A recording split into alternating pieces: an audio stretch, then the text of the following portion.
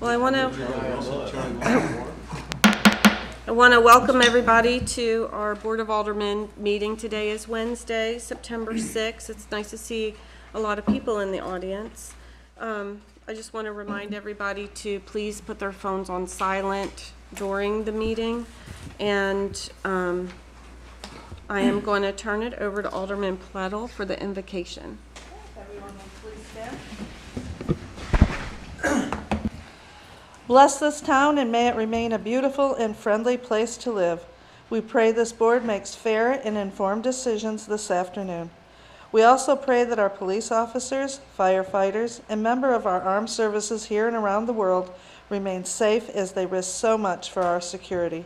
We also pray that our town be spared the ravages of hurricanes and other natural disasters, and that everyone associated with the town remains safe and secure. Amen. I would, before we go into the pledge, guys, what I wanted to do is ask for a moment of silence for the family of the young man who's missing. Yes, so thank you.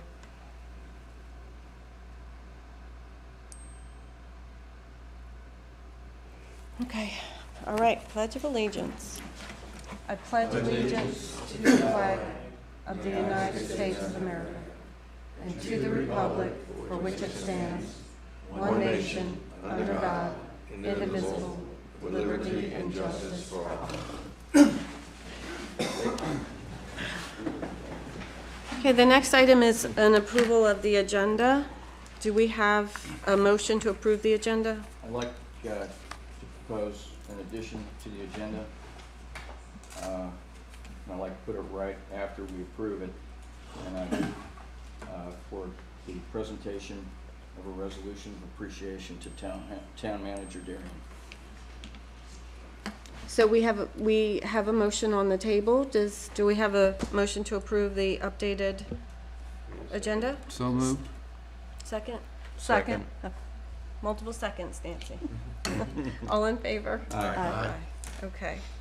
Then before we move on from that, I'm going to ask Alderman Leonard to present the resolution. You don't have to know Some things everything. get by you. Well, it's rare. Yeah. Before I read it, with all the whereases and the now therefore be it resolved and everything, I just want to say the board was very appreciative of all of your efforts during the recent storm, and we wanted to recognize those efforts and recognize our appreciation for those efforts. So, with that said, this is a resolution of appreciation for Town Manager Alice Darian. Whereas the town of North Topsail Beach experienced the effects and aftermath of Hurricane/Tropical Storm Idalia from August 30 to September 4, 2023, and whereas the planning and preparations conducted by Manager Darian resulted in a proactive and well-organized response to the Idalia event that was nothing short of exceptional, and whereas Manager Darian personally ensured that communications and coordination was established and maintained with external governmental agencies, including Onslow County and the adjacent Topsail Island towns, and whereas Manager Darian aggressively and thoroughly managed and coordinated the town staff's efforts in response to the storm and its aftermath, and whereas Manager Darian's superior efforts and superb organizational skills helped to ensure both the safety of our town's citizens and the security of property that was preserved, and whereas Manager Darian's timely updates were effectively communicated and instrumental in ensuring that our town's elected body and citizens were kept abreast of the changing situation, and now therefore be it resolved that the Board of Aldermen recognizes and expresses its sincere appreciation and gratitude to Manager Darian for her long hours, tireless efforts, dedication, superior performance of duty, and going the extra mile in response to Hurricane/Tropical Storm Idalia. I'm going to walk over And we need a picture. and hand this to you up front. Oh, the mayor wants a picture. I can get the picture after. Okay, all right. We'll get back to you. Thank you very much for everything you did. Tom, you left out the most important thing, is the emails that we were getting from her at 3 or 4 o'clock in the morning at least didn't wake us up. But she was keeping us informed. That was all the way addressed through under the the storm. She was communications. up all night. That was actually what caused me to write about the communications. Yes, did a great job. Okay, we are going to move on to the next item, which is the manager's report. Okay. Since our last Board of Aldermen meeting, TI Coastal has confirmed completion of the COATS project, so that is closed out and completed. The second item, the Army Corps letter of acknowledgement and letter to residents. I reported at the last Board of Aldermen meeting that I provided a letter of acknowledgement to the Army Corps of Engineers regarding their intent to construct the Surf City portion of the coastal storm management project for the town of Surf City. Again, there will be a transition between the two towns that will extend approximately 1,000 feet into the southern town limit of North Topsail Beach and include a tapered amount of sand into the transition area. The town of Surf City is actively securing the easements. Right now, a letter has been sent out. The intent of the letter was to acknowledge the project, say we will assist in communication with residents at the appropriate time regarding the portion of the project that's occurring in North Topsail Beach. Since our last meeting, I did work with Surf City's town manager on a joint letter that was distributed to residents by Surf City within the project area and was mailed the week of August 25th to obtain these easements that I spoke of. All information is posted on our website's project page. So you can go through there as we proceed for any updates that are issued. We'll make sure that we post everything as they come in. Also, we have coordinated as well if there's any residents that needs their easements notarized. We do have a notary available on staff here at Town Hall as well. So if this location is more convenient than the Surf City Municipal Complex, you're welcome to come here for that, to get that notarized as well. The environmental impact statement with the Army Corps of Engineers, our EIS call with them was regularly scheduled for August 30th that I reported at the last meeting.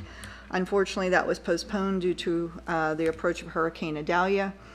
Chapter 4 has been received and reviewed by the Army Corps and Dow Cordy.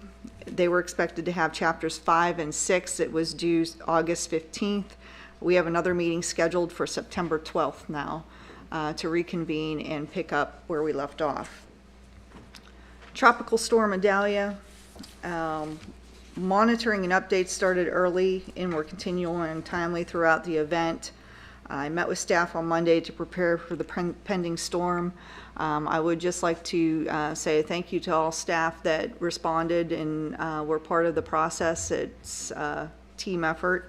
It requires everyone in their due diligence to get through these events, and I appreciate the support. Staff was busy visiting contractor sites up as the storm was approaching, encouraging tie downs, emptying of dumpsters, doing beach surveys to pick up abandoned items off the beach, and securing items at our access points. A code red notification was sent to all subscribed on Monday, August 28th. A state of emergency was declared by the mayor on Tuesday, August 29th, without imposing any restriction. The state of emergency was rescinded on Friday, September 1st at 12 o'clock noon. We deployed our drone to capture pre-storm conditions along the beach, and once again at end of day on Friday, September 1st, to capture post-storm conditions. I touched base with TI Coastal and ATM yesterday about conditions seen from the drone footage and asked their professional opinions from their perspective as engineers with boots on the ground yesterday. It's felt that an engineering survey specific to Idalia is not necessary at this time, and there's not a federal declaration in North Carolina, therefore we would not be reimbursed. TI Coastal was out yesterday at my request again to survey the conditions from the ground. Overall, they felt that the beach fared well. The truck haul section had light run-up watermarks to the dunes, but no damage to the dunes, and an intermittent edge of berm scarp, 6 to 8 inches here and there, and some very isolated areas of a taller oceanfront scarp that was reported at 12 to 18 inches. The upland dry beach is still 60 foot wide here, so that maintained sand. There are points of discussion of noteworthy areas were just north of Myrtle Drive, which is access number 30. There was small dune scarp started just south of here. There was some that went up to the dune face, which affected some of the sea oat plants there, but no scarping. Dune scarp just north of Myrtle Drive is about 18 inches. Hampton Colony still had a small dune scarp and beach berm scarp. Access number 33, which is a lot here down by Jeffries Town Hall, probably had the largest fresh dune scarp at waist high, which was reported at 2 foot. Onslow County, access 4, the smallest beach area by far, and a large dune scarp just north of the beach access area of 3 to 4 feet.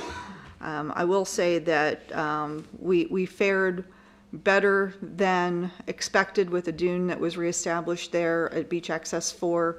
As far as flooding that occurred in Richard Peters Park, we still had roadway flooding that we had to pump and that we had to go up to the tennis courts, but it could have been a lot worse without the dune project getting completed. Access 38 had a small dune scarp. The beach is only about 30 to 40 foot wide here from their measurements.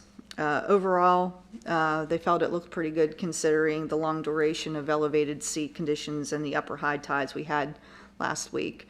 Not great, but in their opinion, manageable from this point.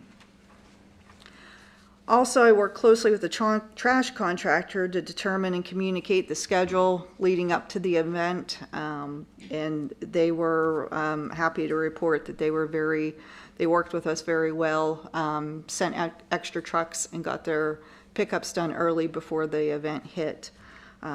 Kept in communication with surrounding town managers and county manager to share information and provide the updates that we're going through. Public Works worked to scrape sand from shoulders in 2 areas to allow more water to divert and collect on River Road Extension. We placed road closed high water signage on the roadway on New River Inlet Road at the intersection near the reef. That was on Tuesday, August 29th, and they remained up until yesterday when we took them down. Due to the king tides, we left the signage up and the 4x4 lot area closed until yesterday morning. Residents and emergency personnel could still get through, but we felt necessary to leave the signage up and deter traffic to that area as much as possible so people were not navigating through periodic flooded waters when we were experiencing the high tides. We started surveying the town at daybreak on Thursday, August 31st, and worked to pick up debris from River Road Extension. There was a little bit, nothing of great extent, but a little bit, and that was all picked up first thing in the morning.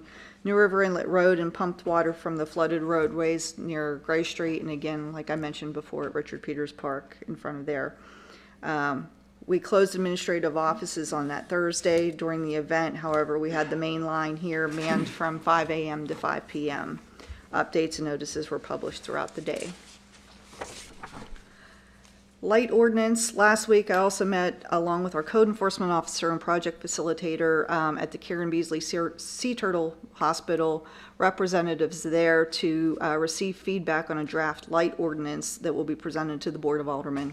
We're working to finalize the draft for review and feedback in October. We will also be working on educational initiatives to have at Town Hall going forward that will be coming soon, such as a light display that shows the difference between LED lighting and amber lighting, and to have the availability for homeowners to also purchase amber lights here at Town Hall. So similar, just working along with the Sea Turtle Hospital initiatives that they're doing, helping to offer these educational opportunities here, and then of course to the availability to purchase the lights if they're interested. Events, Wednesday, November 15th has been chosen as a date for the 2nd annual Christmas tree lighting that will be held here at Town Hall at 6:00 p.m. The town will also be holding the 1st annual Halloween Pet Parade, and say that 3 times fast, Pet Parade and Pet Costume Contest. I'd like to give a big thank you to Pet Supplies Plus, who I contacted and has graciously agreed to pay for this event. This will be held on October 25th from 5 p.m. to 7 p.m. at Richard Peters Park.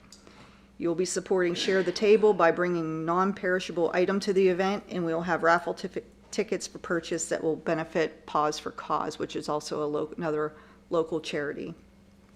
We created a Facebook event page for you to pre-register your pets. Pets that are pre-registered will receive a goodie bag that's also being provided by Pet Supply Plus. I will be emceeing the event. The mayor and board of aldermen here will be the judges, so that'll be interesting. We'll be serving pup cups to the pets, and we'll have cider and cookies for the people, and as well as photo booth opportunities, and have music as well. It's free to attend. We just ask that you bring a non-perishable item that can be given to share the table. Grants, I'm happy to report we received notice of intent to award for a cybersecurity grant in the amount of $13,527 that was applied to. So we will be receiving that soon.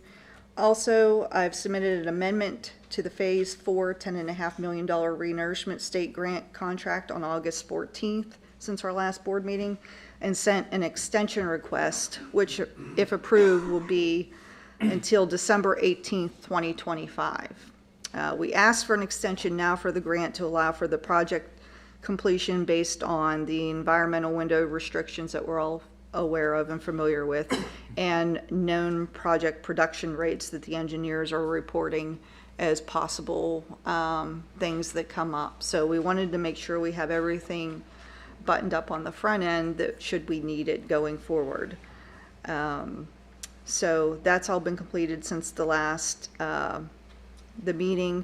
The contractor still is planning right now that the non-grant portion, which is Phase 5, which will be finishing up soon here, we'll be getting ready to start, will be completed by the end of February 2024, and with work starting on the grant area in March 2024, continuing to April 30th, 2024.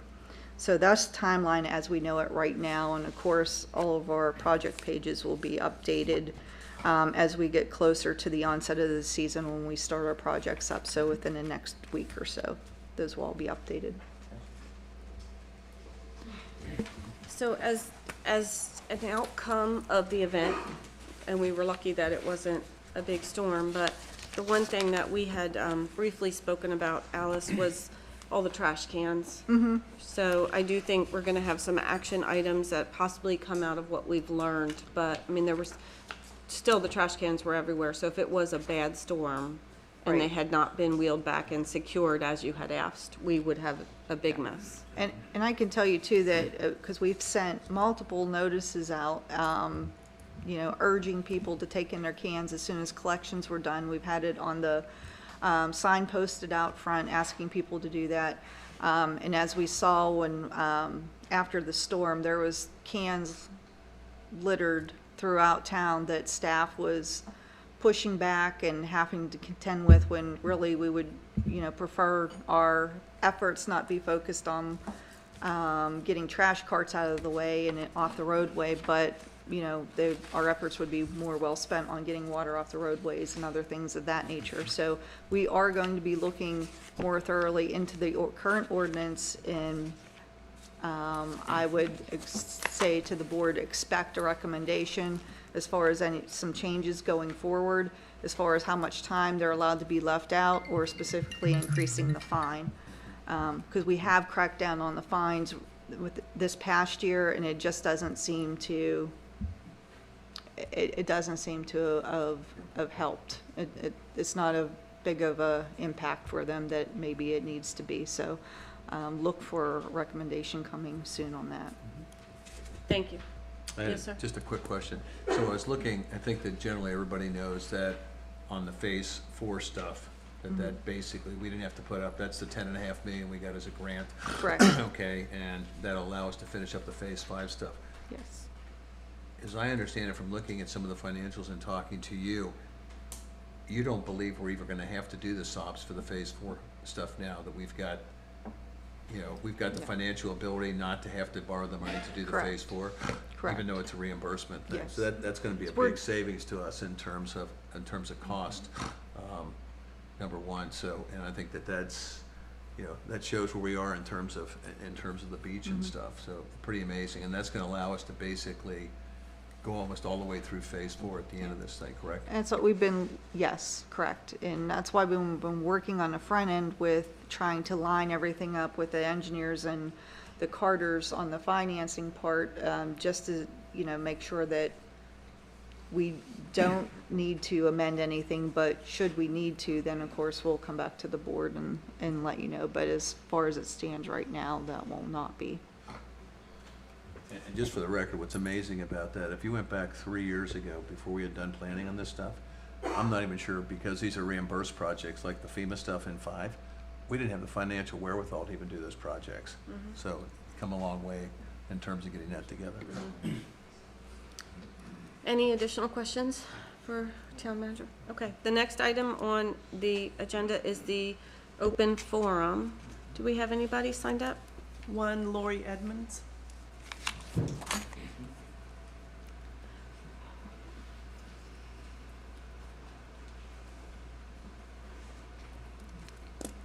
When you come up, if you could just also state your name, Miss Edmund. I mean, your name and your address, sorry. There's a microphone button right there to press. Which button? Okay. Laureen Edmonds, 301 Bay Circle, so I'm across from St. Regis. I don't know what I saw on the thing, whatever you guys can control, so I don't know if what I'm bringing up you guys can control. So I have 3 different major things. Number 1, at mile marker 20, where the free parking is, I've lived here 4 years.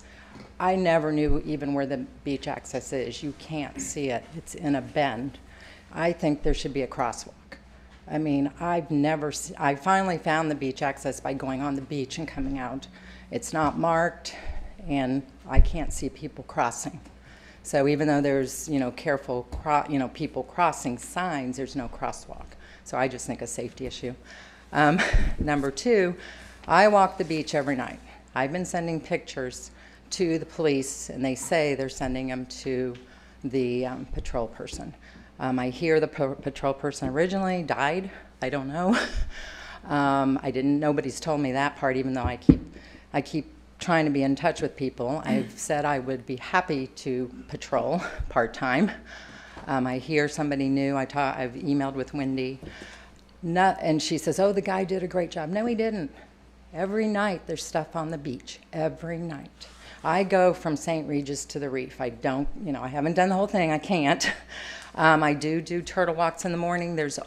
And that's south of here. There's always stuff on the beach. And one thing they said, the email said, oh, we allow them to keep it on the sand under their stairs. Well, again, if we're a turtle sanctuary, that's not where they belong. They belong up on the deck. Right after I found 8 bikes connected to the pilings, and I even told the guests they shouldn't do that. She goes, oh, it doesn't matter. They're all locked on. A turtle came up and did a crawl right there. They can't get through with bikes. They can't get through with tents. One person had a huge tent, all their crap in it. And I've told both of those guests very nicely, because I don't represent anything besides a homeowner. And I said, you're not allowed to do that. There's supposed to be a $50 fine. I'd like to know where I can see fines to see if we're even fining anybody for the $50. Are we fining anyone for the $100 for being on the sandbags? I tell people to get off the sandbags. I tell people to get off the dunes. Are we fining $500? Are we fining? Because I don't see anybody fining anything. So it gets me upset.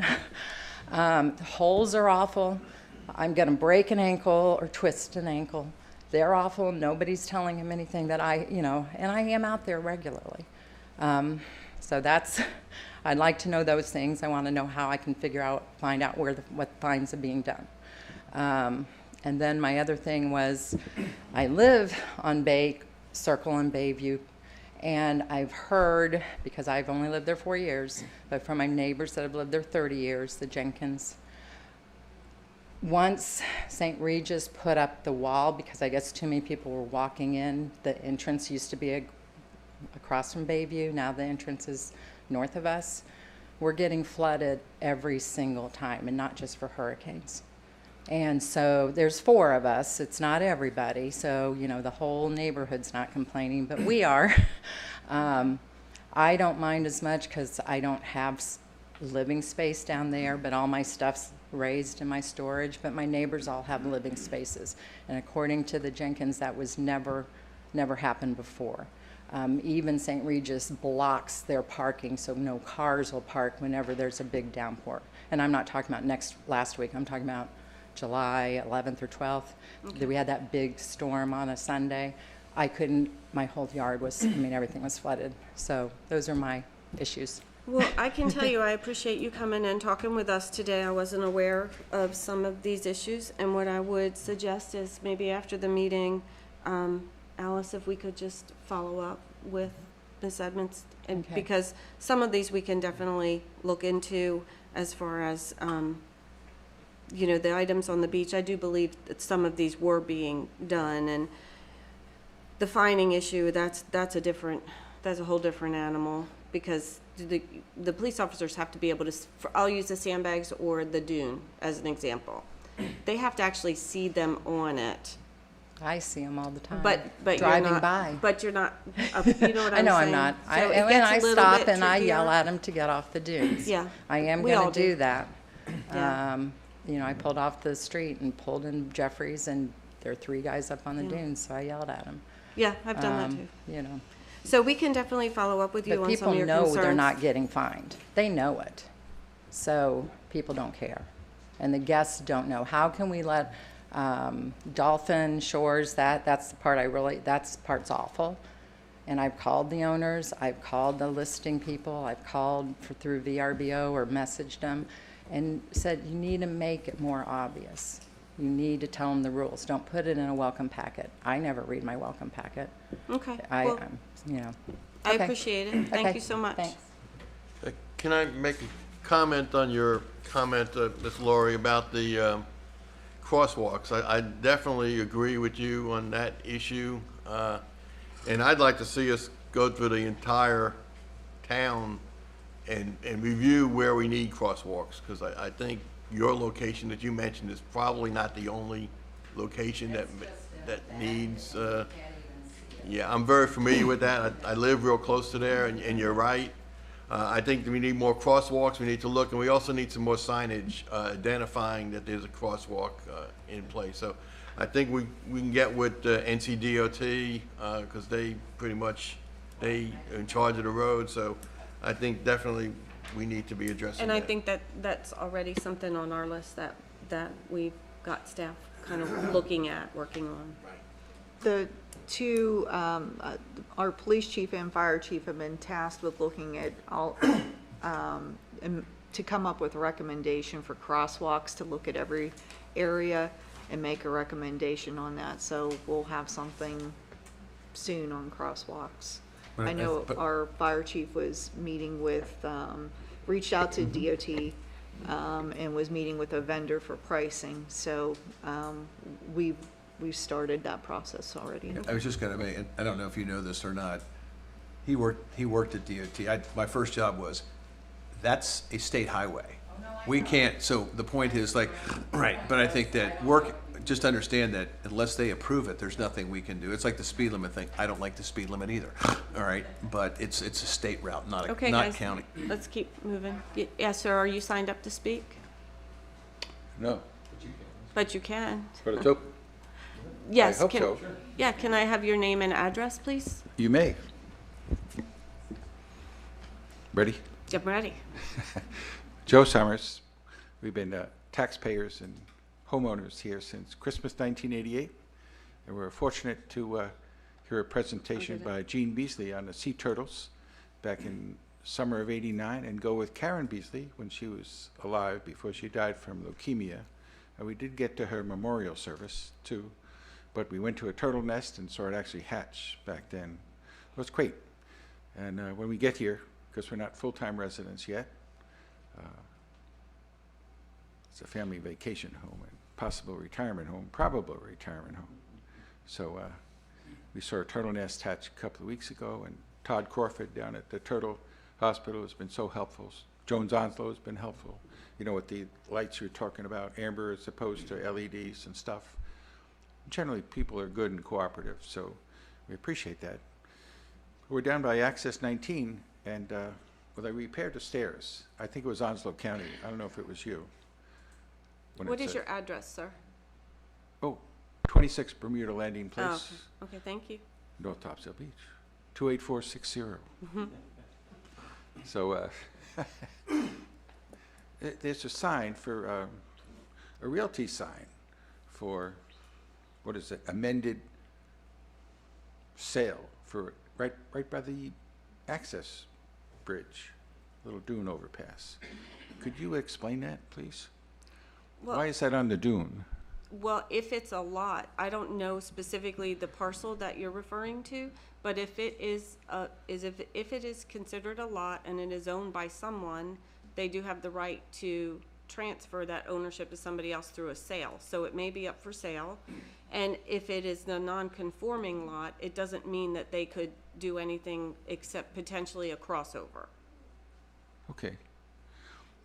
In terms of dune integrity, you know, you want to have a complete dune along the beach. Used to be Alan Clayman's place. If you take Access 19 over to the beach, it would be on the left-hand side. And you know, if there's a break in the dune, well, 97 with Hurricane Fran was the worst in my memory. Wasn't here for Hurricane Hazel. And the ocean water will come in and pull out the dunes. So there's no dune in front of, I know it's a owned home, but there's no dune in front of it. So if there's a big hurricane and water comes in there, it's just going to pull out all the dunes. Yeah, and I'm not, without, we'd have to take a look at what parcel you're talking about, because I'm not familiar with where you're saying is for sale. All right. Well, we're on 11th Avenue. Okay. So it's 11th Avenue and Topsail Road. Okay. Beach access 19. And I know there are beach access signs from the ocean, but there are none from the road. So that would be helpful to Okay. people who are looking for it. So that's about it. That's the first time we've seen a non-conforming lot for sale, right on the sand dune. No, there have been quite a few that have sold. It's typically the owner behind that would purchase that parcel, but I don't know, again, in this case, what it is, so, Have there been any complaints about that? no. Not mean, that I'm in aware of. Surf City or Topsail Island, when they purchased that? It should be no problem, because we'd still have beach access 19 like always. Yeah, it's not gonna impact your public beach access. But someone might put up a extra bridge there, right? If they were to be able to get CAMA approval, and there's a whole bunch of approval steps. So again, we have to see what that particular lot is. I don't mind looking for you, sir. So you haven't heard of that before? There's a non-conforming for sale sign on sand dunes, so on Yes, all of North yes, Topsail Beach? I'm saying that it happens all up and down the island. Okay, Yes, sir. thank you. That's what it, thank you for being here, and Sure. we appreciate all you do. Thank you, We sir. have garbage and recycling collection today, Thank you. so thanks. Bye now. Nancy, is there anyone else signed up? Would anyone else like to speak? Okay, then we're going to move on to public presentations and hearings with our planning director, Ms. Hill. The first one is on the proposed text amendments to the UDO for protection of the wetlands. Believe it or not, I have condensed my remarks from my volume of staff report. So for the details, please refer to the staff report online, but I would like to hit some highlights. Just a background on wetland regulations. I've routinely worked with both Division of Coastal Management staff and Army Corps of Engineers staff in processing subdivision development applications, as well as addressing complaints and violation and referring those violations for enforcement over to whichever the appropriate jurisdictional authority, whether it was Division of Coastal Management or Army Corps of Engineers. Typically, there's remediation involved, and more often than not, fines Excuse are... me, Deb, could you move that microphone a little bit more or speak louder? Because I think I don't know if I can myself speak any and louder, but... several That's good. in Is the that better? audience are Sorry. having trouble hearing you. Yeah. It kind of I take it off to the side because it gives me like this parallax when I'm trying to read, but I'll do my best. So typically, the results are remediation, but they're not typically accompanied with any fines. In addition to the environmental benefits of providing a natural habitat, coastal wetlands also dampen the impact of a storm surge and thus reduce the flood risk. And the importance of this is reflected in the numerous references to wetlands in the town's floodplain regulations, the details of which for those specific sections, as I said, are included in the staff report. I won't belabor that, but I do consider that very important for the town citizens to know about.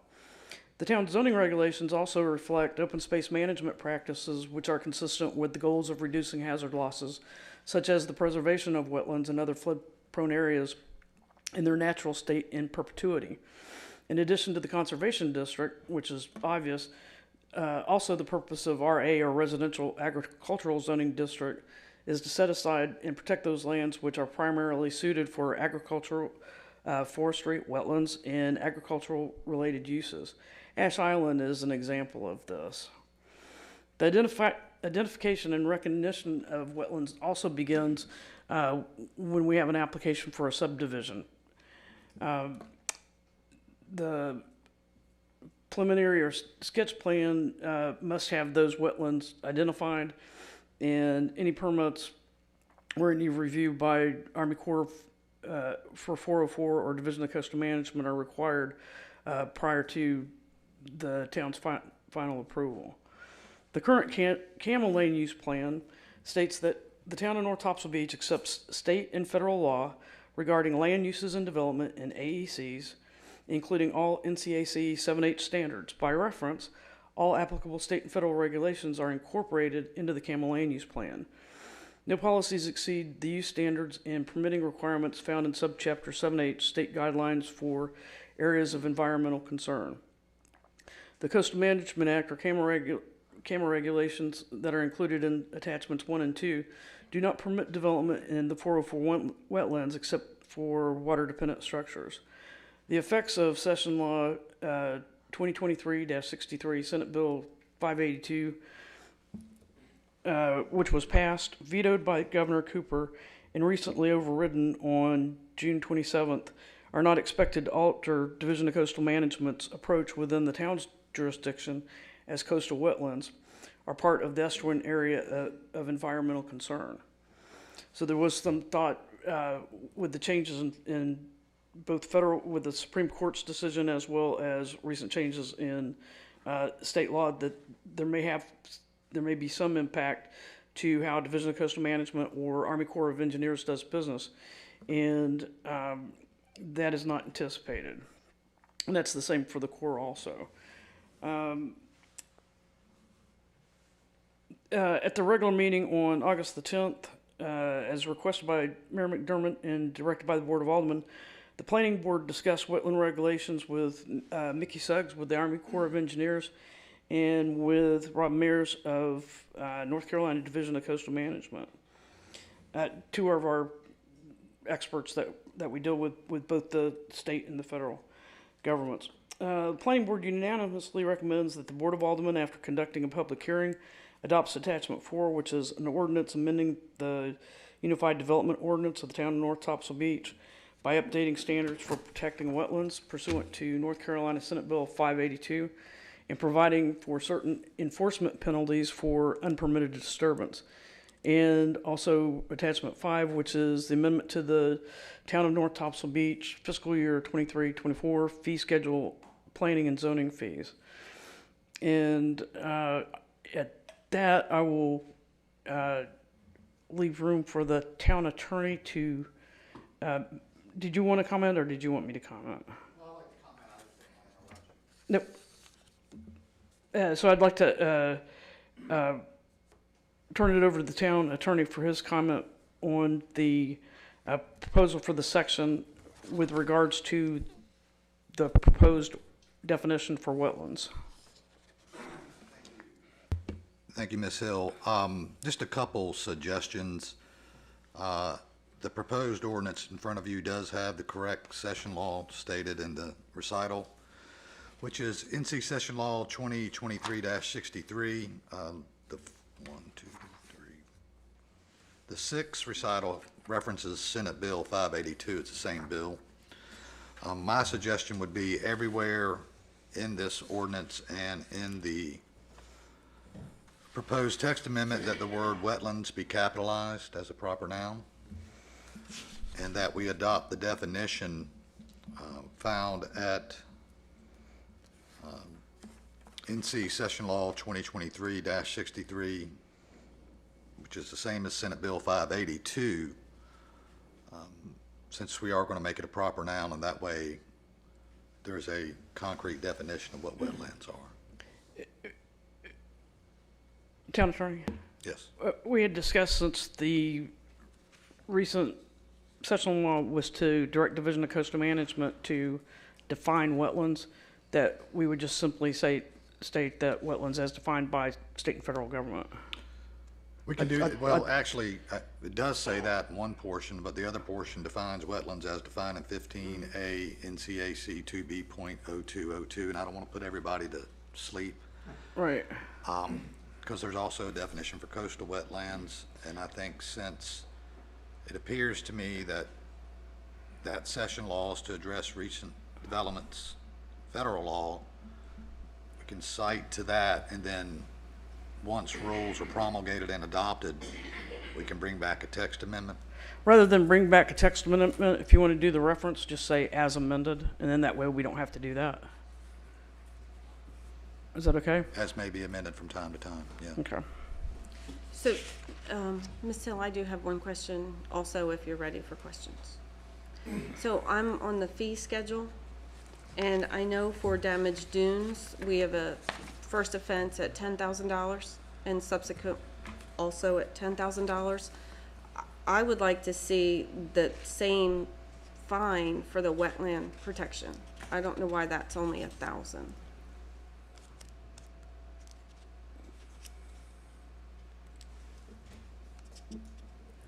Yes, sir. I absolutely agree with that, because I think the issue is, and I was going to ask you the question on the, on what you had in there when it talks about any wetlands damaged during construction shall be restored to the original state. If you don't do what you're talking about, the reality is putting it back is not its original state could take years. It's like grass in a dune, right? If I tear up the dune and I plant seagrass, and it takes 2 years for the seagrass to go back to where it was, you know, we're not gonna find somebody 365 times 2 years, but we have to make it so that people don't do it on the front end of this type of thing. And the idea is not to get fines, the idea is to keep people from tearing up the dunes and tearing up the wetlands. So I wanna make sure that I 100% support you, because I don't, you know, with the houses that are being built today, a small fine is not going to be material to somebody that wants to, if they're building a $3 million house, you know, that fine's not going to be material to them. So I 100% support you, Mayor. And I had one other question as it relates to this. So in the event, from a wetland perspective or a sound side home, if the pool is in the wetlands and say it's not where it's supposed to be, they put it in the wrong spot. So I understand they would be fined, but do we have the legal ability to also tell them that they need to move it to be in compliance? I'm not saying it's happened, Deb, I'm just using it as a for instance. Right. Well, that's, to prevent that from ever occurring is why I require a wetland delineation by bearings and distance, not just a black line on a sheet of paper. Okay. And also, the delineation has to be confirmed. If it's 404, it has to be confirmed by the Army Corps of Engineers. And there were some complaints early on that was taking, you know, quite a bit of a process. We did discuss that with Mickey during the planning board meeting, and they've made some adjustments and accommodations, and have been able to turn those around a lot faster than what they were to begin with. But also, in addition to, it's not just enough to show the delineation on a plat of survey, that chances are the pool installer, whoever's out there, may or may not look at. Hopefully they have their surveyor mark the corners of the pool, et cetera. But one of the other requirements that was incorporated into the ordinance, and Ralph and I, the building inspector, Ralph Allen, I got to give him a lot of credit. We routinely, even though it's not within our set of specific charges, it is a condition of the camera permit that they install silt fences, and they maintain the silt fences. And we routinely, Ralph and I both routinely say, hey, you need to put up your silt fence. And when we went through with the storm, the day after Adelia had gone through, Ralph was calling contractors and letting them know that they needed to get their silt fence back up, because that silt fence is like a visual demarcation on where those wetlands are. I understand what you're saying, and I understand all of the hard work that goes into trying to make sure an error does not happen, but I still have that same question. If an error did happen, whether it's on the dune or whether it's into the wetlands, and maybe this is a town attorney question, but if it's encroached where it's not allowed to be, other than a fine, do we have the ability to also tell them that they have to move it? They would be inconsistent with the permit that both CAMA and town staff signed off on. That's what I'm asking. Would it just not get signed off? Like, what would happen? That's what I'm asking. If you submitted an application for a pool, regardless of where it was, and you provided a plat as part of your CAMA application, and your zoning application, building permit, and you did not place that pool in accordance with those permits that were issued both by CAMA and by zoning, and Division of Coastal Management and myself go out there, then you will move that pool. And there have been times where a pool has been within that 30-foot buffer by inches, and they have had to pick that pool up and move that pool out of that 30-foot buffer. Okay, that's perfect. That was my question. Because I would just one quick and then kick it to Mike, because what I was going to ask you is, the alternative to that is you fine them $10,000 a day until they move the pool, which is going to make them move the pool anyway, right? Well, they would get the $10,000, if you impose a $10,000 citation for encroachment into the wetlands without a notice, but it's an immediate citation like you do with the, like you did with the oceanfront buffer, with the 5-foot buffer, not only would they have to relocate that pool, but they would also have to pay that $10,000 fee or citation or whatever else Yes. it was. Okay. They would have to do both. Yes, sir. All right. So I strongly support what the mayor and Alderman Grant is saying. The idea that we're not going to fine someone for unknowingly or intentionally intruding into a wetland area, the idea that it can be restored in 14 days is ridiculous. It takes years to restore an ecosystem like that. So there needs to be a penalty in the first place for intruding into the wetland. And so, yes, we need to have a fine for that, even though typically it hasn't been a fine in the past. Secondly, you just mentioned the 30-foot setback. Now, back in, I believe it was June, Coastal Resources Commission changed that setback law. My question is, when the Coastal Resources Commission changes the CAMA regulations, how does that filter down to the town? Does it come through the DCM? Is there some kind of a bulletin put out? Because CAMA or CRC changed the setback from wetlands from 30 feet, as you just mentioned, to 35 feet in their last meeting. So how do you get that information in your office? By the conditions that are included on the CAMA permit, which I review prior to, as part of my overall review before I issue any zoning or flood permits. And the first document that I look at is did they receive CAMA approval? And not only did they receive it, but what were the conditions of that CAMA approval? The other thing that I look at is, was Division of Coastal Management given the same plat and information that I was given, to where that they're not issuing a permit off of one plat or one proposal, and I'm trying to review and issue a permit on something entirely different. So I also check the dates. I also check the dates on the site plans that I'm given. So the local CAMA permitting office is really the place where CRC changes are incorporated into their approval for permits. Is that That's right? the boots on the ground, is the permitting officer, yes. Thank you. Any additional questions for Ms. Hill? I do have a question about the language in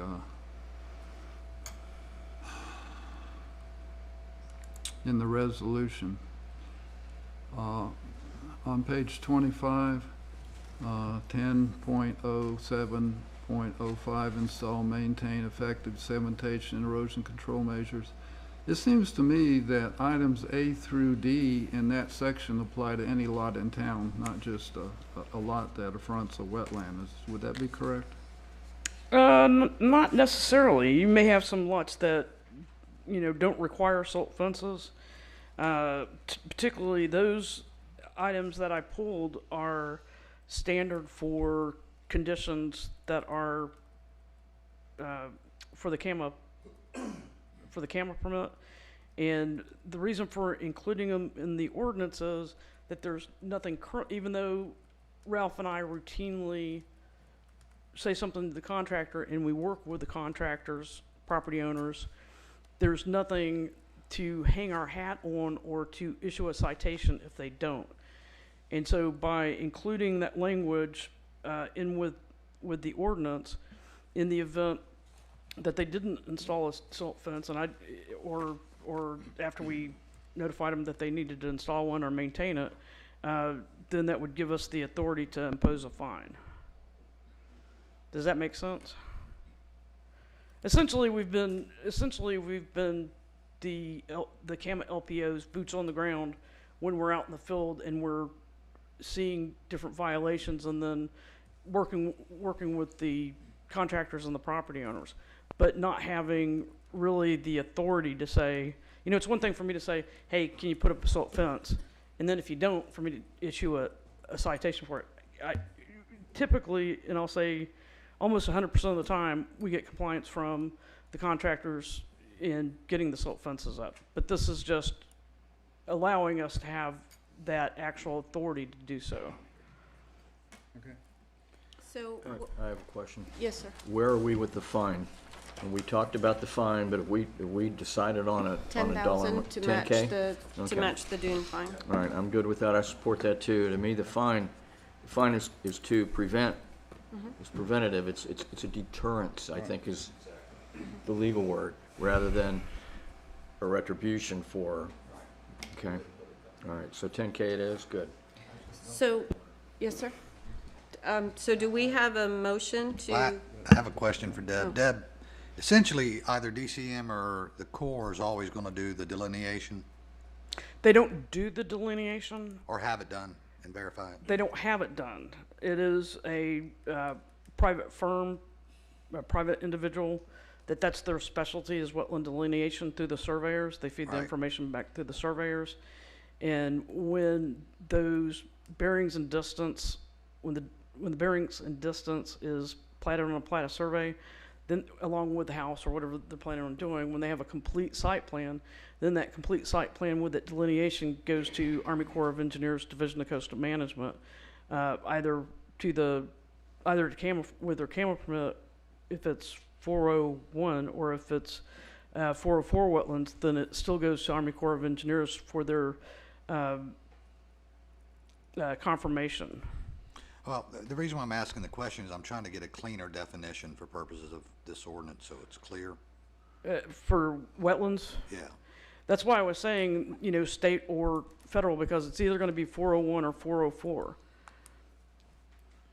And I So- think that there was some trend to go for waters of the United States, but I'm still not, things have changed, things are changing, and so to kind of help us not go back and forth, my recommendation would be to say wetlands as defined by the state or federal government. Yes. I have one more question. Ms. Hill, up in the federal part of your information you prepared for the board, you talk about a 401 wetland. Is that a federal designation? The federal wetlands are 404. Where did I say 401 with regards to federal? If I did, I apologize, and that's typo, but My point is, whether it's 401 or 404, it's only mentioned one time in this document you provided, but mostly we're talking about coastal wetlands, so I just wanted to be, if we need to be consistent, because if there's a difference between federal and state definition of wetlands, that's my question. I would disagree, and I would say that we deal with 401 and 404 probably equally so. 404 wetlands are not uncommon, and it's between, I see wetlands as wetlands, and so it's between the staff of Division of Coastal Management and Army Corps of Engineers, which one takes jurisdiction. So I think there's two things. We've agreed upon the fine. The only other item that we're talking about right now is how to clearly define wetlands in the ordinance, whether it's a reference back to the different organizations or whether it's more clearly defined. So I would look to the town attorney, and how do you suggest we proceed there? Well, the Senate bill also references, it's a spider web. Is it Sancook? Is that the name of the Supreme Court case? Sancook. That was a landmark decision. It's got people's heads spinning. It doesn't. Yeah, Sackett versus the Thank you, EPA. yes.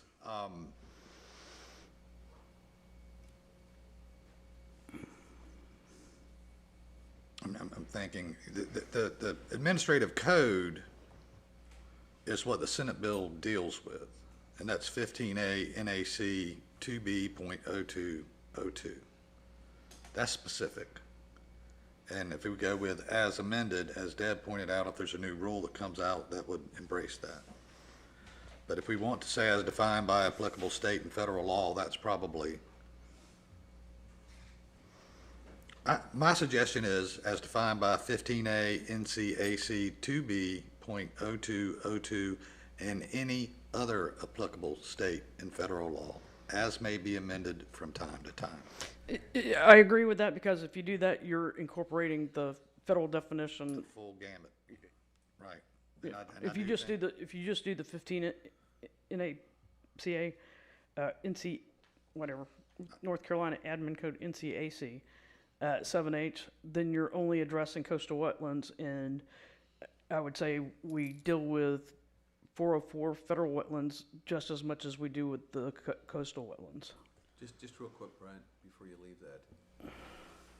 Okay, if you use the statement federal and state, and they are inconsistent in some way, or one is broader than the other, we need to address that too, right? You can't just, if you say it's, and Deb, you're the expert on this, but if those two are inconsistent, one is more encompassing than the other, don't you need something, whichever one is more restrictive? I mean, you got to handle that, otherwise somebody comes in and said the federal says A and state says A minus. Then what do you do? And that's what I'm saying, the session law, pull that back up. I apologize, this is, Well, it sounds to me, this is just my opinion, that the intent of what we're looking for is captured here, but I think that I would recommend that you guys take it offline and get the appropriate language in there for how to capture or define the wetlands, because nobody on the board is challenging that. So I think if we could take that offline and do that, and then I don't think the board, I'm not going to speak for everybody, but I think we're in agreement that you've got what we were looking for. Okay. so we would bring that back, because you can't vote on potential. Just bring it back. Okay. Yeah, let's just bring it back. Let me ask you this question. What if you deleted the definition section altogether? Because by default, wouldn't the legal definition of wetlands depend on how the state or federal government I defines wetlands? think there needs to be some reference, and by way of illustration as to Mr. Grant's point, Section 15C of this Senate bill reads, "Wetlands classified as waters of the state are restricted to waters of the United States as defined by 33 CFR." I'm not going to read you all the... That's what they're going by. So they cross-reference. That's why I say if we go with the Senate bill, it's all-encompassing as may be amended. Now, if they come out with a whole new rulemaking scheme, we're going to have to amend it anyway. So if we go... So you see the challenge it has been to hit a moving target, waiting for the Supreme Court to make a decision, and then surprisingly for the farm, for this to be included in the Farm Bill. Guys, I think we need to table it because I know I personally would like to see the language before we vote to approve on it. Do you need a motion to table? Motion to table? Excuse me, Madam Mayor, there's a public hearing on the agenda. Are you gonna Roger. hold the public hearing? Make a motion, we open the public hearing. Well, if we come back with a new section with a new definition, I guess we could hold another one. Yeah. But if Since people... this is on the agenda, we have to hold it. Yeah. So I make the motion, we open the public hearing. Do I have a second? Second. All in favor? Aye. So at this point, we're just asking if anybody has any comments, correct? Mr. Eads? Yes, ma'am. Does anybody in the audience have any, would like to speak on the, okay. Oh, yes, sir. Come on. Yes, sir.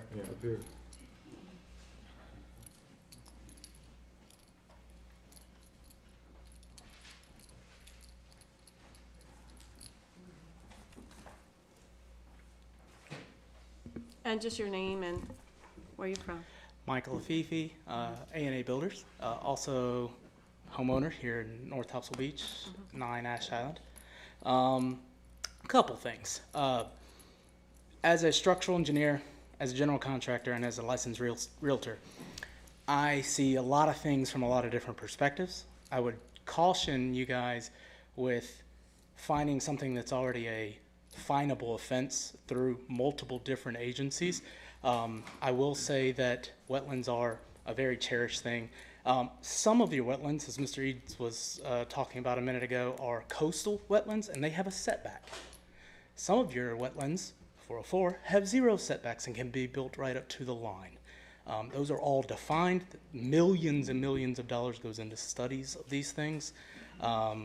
They are managed and argued about and politicized over and over and over until they find the right answer that works for the largest entities or people across the country.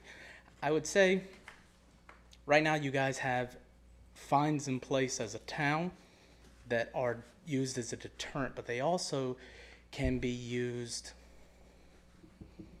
look for the right word here, they can be used if you look at this as a taking of private property as well. You have a 5-foot buffer off of a CAMA setback. Right now you're arguing with 2 separate entities. I had a recent project in which we had an approval from a federal body in CAMA and a non-approval from the town of North Topsail Beach. You guys ended up being more restrictive than the federal body. And I do believe that opens you guys up to some culpability and liability. We can agree to disagree on that, but I do think that that's a challengeable thing. Huh? Let's let him speak. So the head of CAMA met us out there and got, unfortunately, a vehement argument about this with you guys. So I would say caution with those things. Fines are deterrents, yes, absolutely, and I do believe that all contractors, I can't speak for all contractors, I can speak for us in particular, we want to protect the products that protect our homes. I think everybody who builds with me and builds with most other contractors has a an inherent responsibility to keep their property safe at as best as they possibly can. I believe wetlands are a great way to do that. I believe dune structures are a great way to do that. I'm all for protecting them in every way. But giving the contractor or the homeowner the opportunity to repair something when an accident does happen, I do think is an opportunity moving forward that you know, I will not say that all contractors are great or all contractors are bad, but accidents do happen, and giving them the opportunity to fix something could be an alternate method instead of just a large fine, especially a daily fine. So thank you for your time. Thank you, sir. Is there anyone else that would like to speak?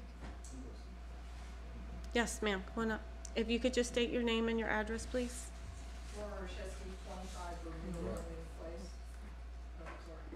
Thank you. Laura Oshesky, 25 Bermuda Landing Place. On this particular topic, I will speak in a second. Joanne, I wanted to let you know the address that Mr. Summers had spoke about for you was 334 Topsail Road, Lot 4. Thank you. Okay.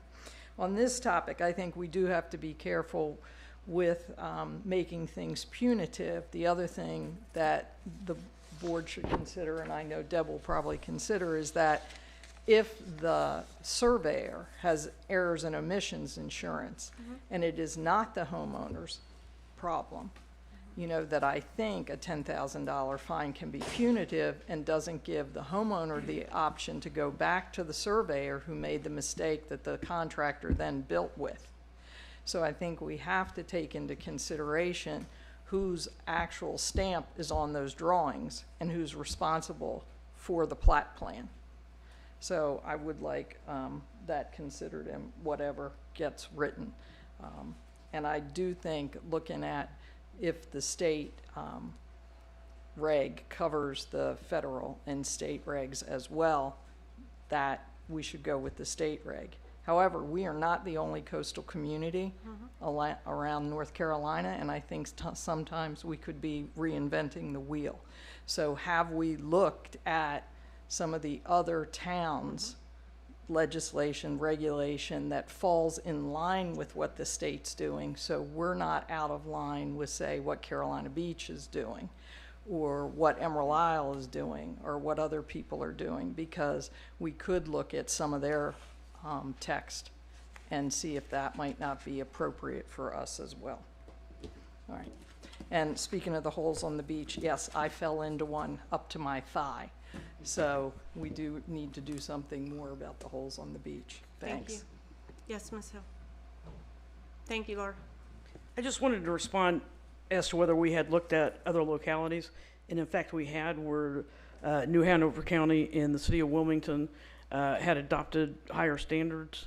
And this was all prior to SACIT and the EPA and the Farm Bill, the inclusion of the definition of wetlands in the Farm Bill. And I'm also privy to the works that are in place with other localities that are really going to be setting the standard for local governments. But we're not there yet, and the directive was to have something before the Board of Aldermen with regards to wetland regulation. So meeting that time restraint, and also waiting for a decision from SCOTUS, as well as trying to blend in the slip-in of wetlands into the Farm Bill. This is what we were able to present to you. We appreciate it. And so what we'll just need to know if we're going to be ready to have it back on the agenda for next month to finish it up. So do we have a motion to close the public hearing? Is there anyone, just, Motion to close. Do I have a second? Second. All in Aye. favor? Can I just make one clarification? When next time when you come back, are we all agreeing that the fine should be, is $10,000? Mm-hmm. Okay. Consistent, yes. Thank you. Okay, we're going to move on to, yes. Mm-hmm. When it comes back, are you expecting anything further from staff? I think just the clarification on the wetlands is what the board is looking for. However, you and the town attorney have determined is the best way to present it in there. Okay, do we have Fran? Fran, can you hear us? Yes, I can. All right. Thanks for joining us, Fran. And we're going to turn it over to you to do your update. Okay, great. And I will share my screen.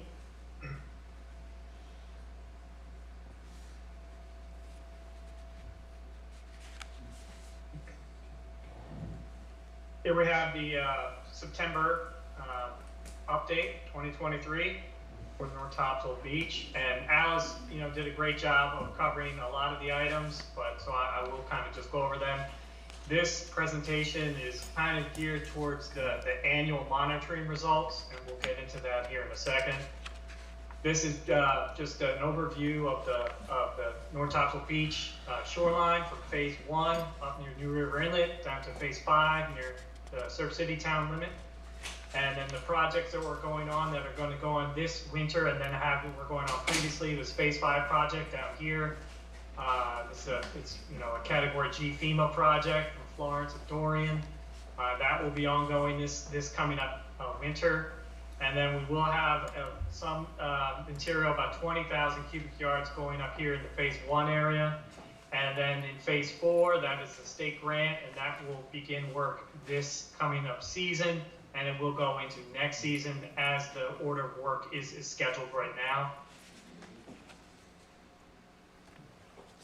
I'm just going to quickly go over some of the projects that happened over the last year to kind of help you gauge there's kind of relevant for the annual monitoring. This was the core project up in phase 1 up near New River Inlet, where about 160,000 cubic yards of material was placed. You can see some of the post-project aerials and actually the survey data, shows that about that much volume can be measured here with our annual survey. And then here was also up in phase 1, the town put an additional about 25,000 cubic yards of material right in this area. The core finished right about here, and this is right in front of the Topsail Reef Villas. The core finished their placement here, and then the town put some additional sand here, and then the town has a permit to place material all the way past the St. Regis now. This is the area that we're planning with the town to put about 20,000 cubic yards of material this coming up winter.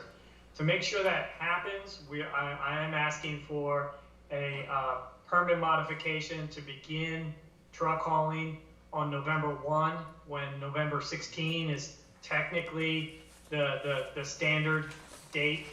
So if we start early, November 1, to get additional 2 weeks of time to put material, we want to put it up here, and then have the contractor, work phase 5, and then immediately after.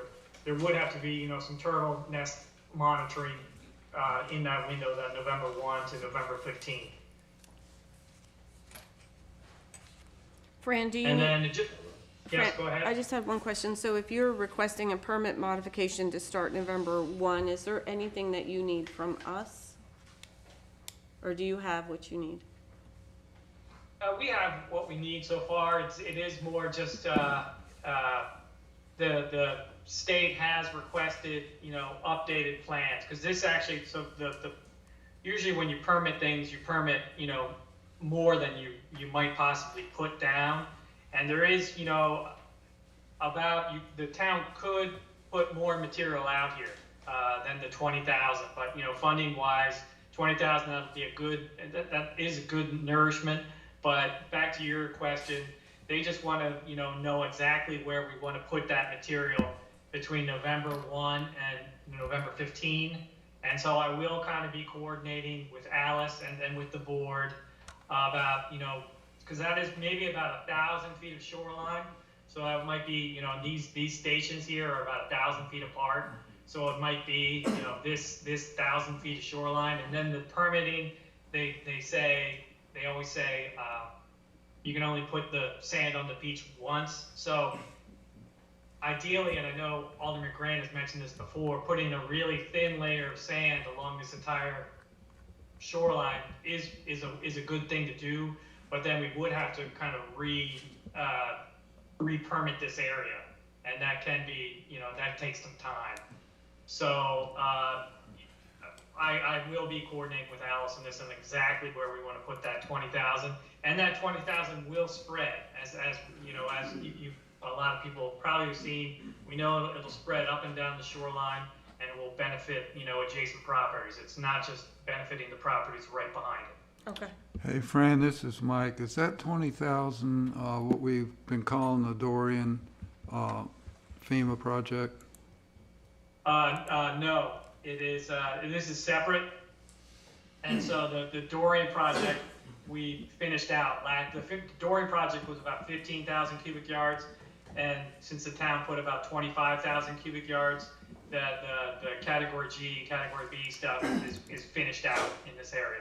So what would be the source of funding for this 20,000?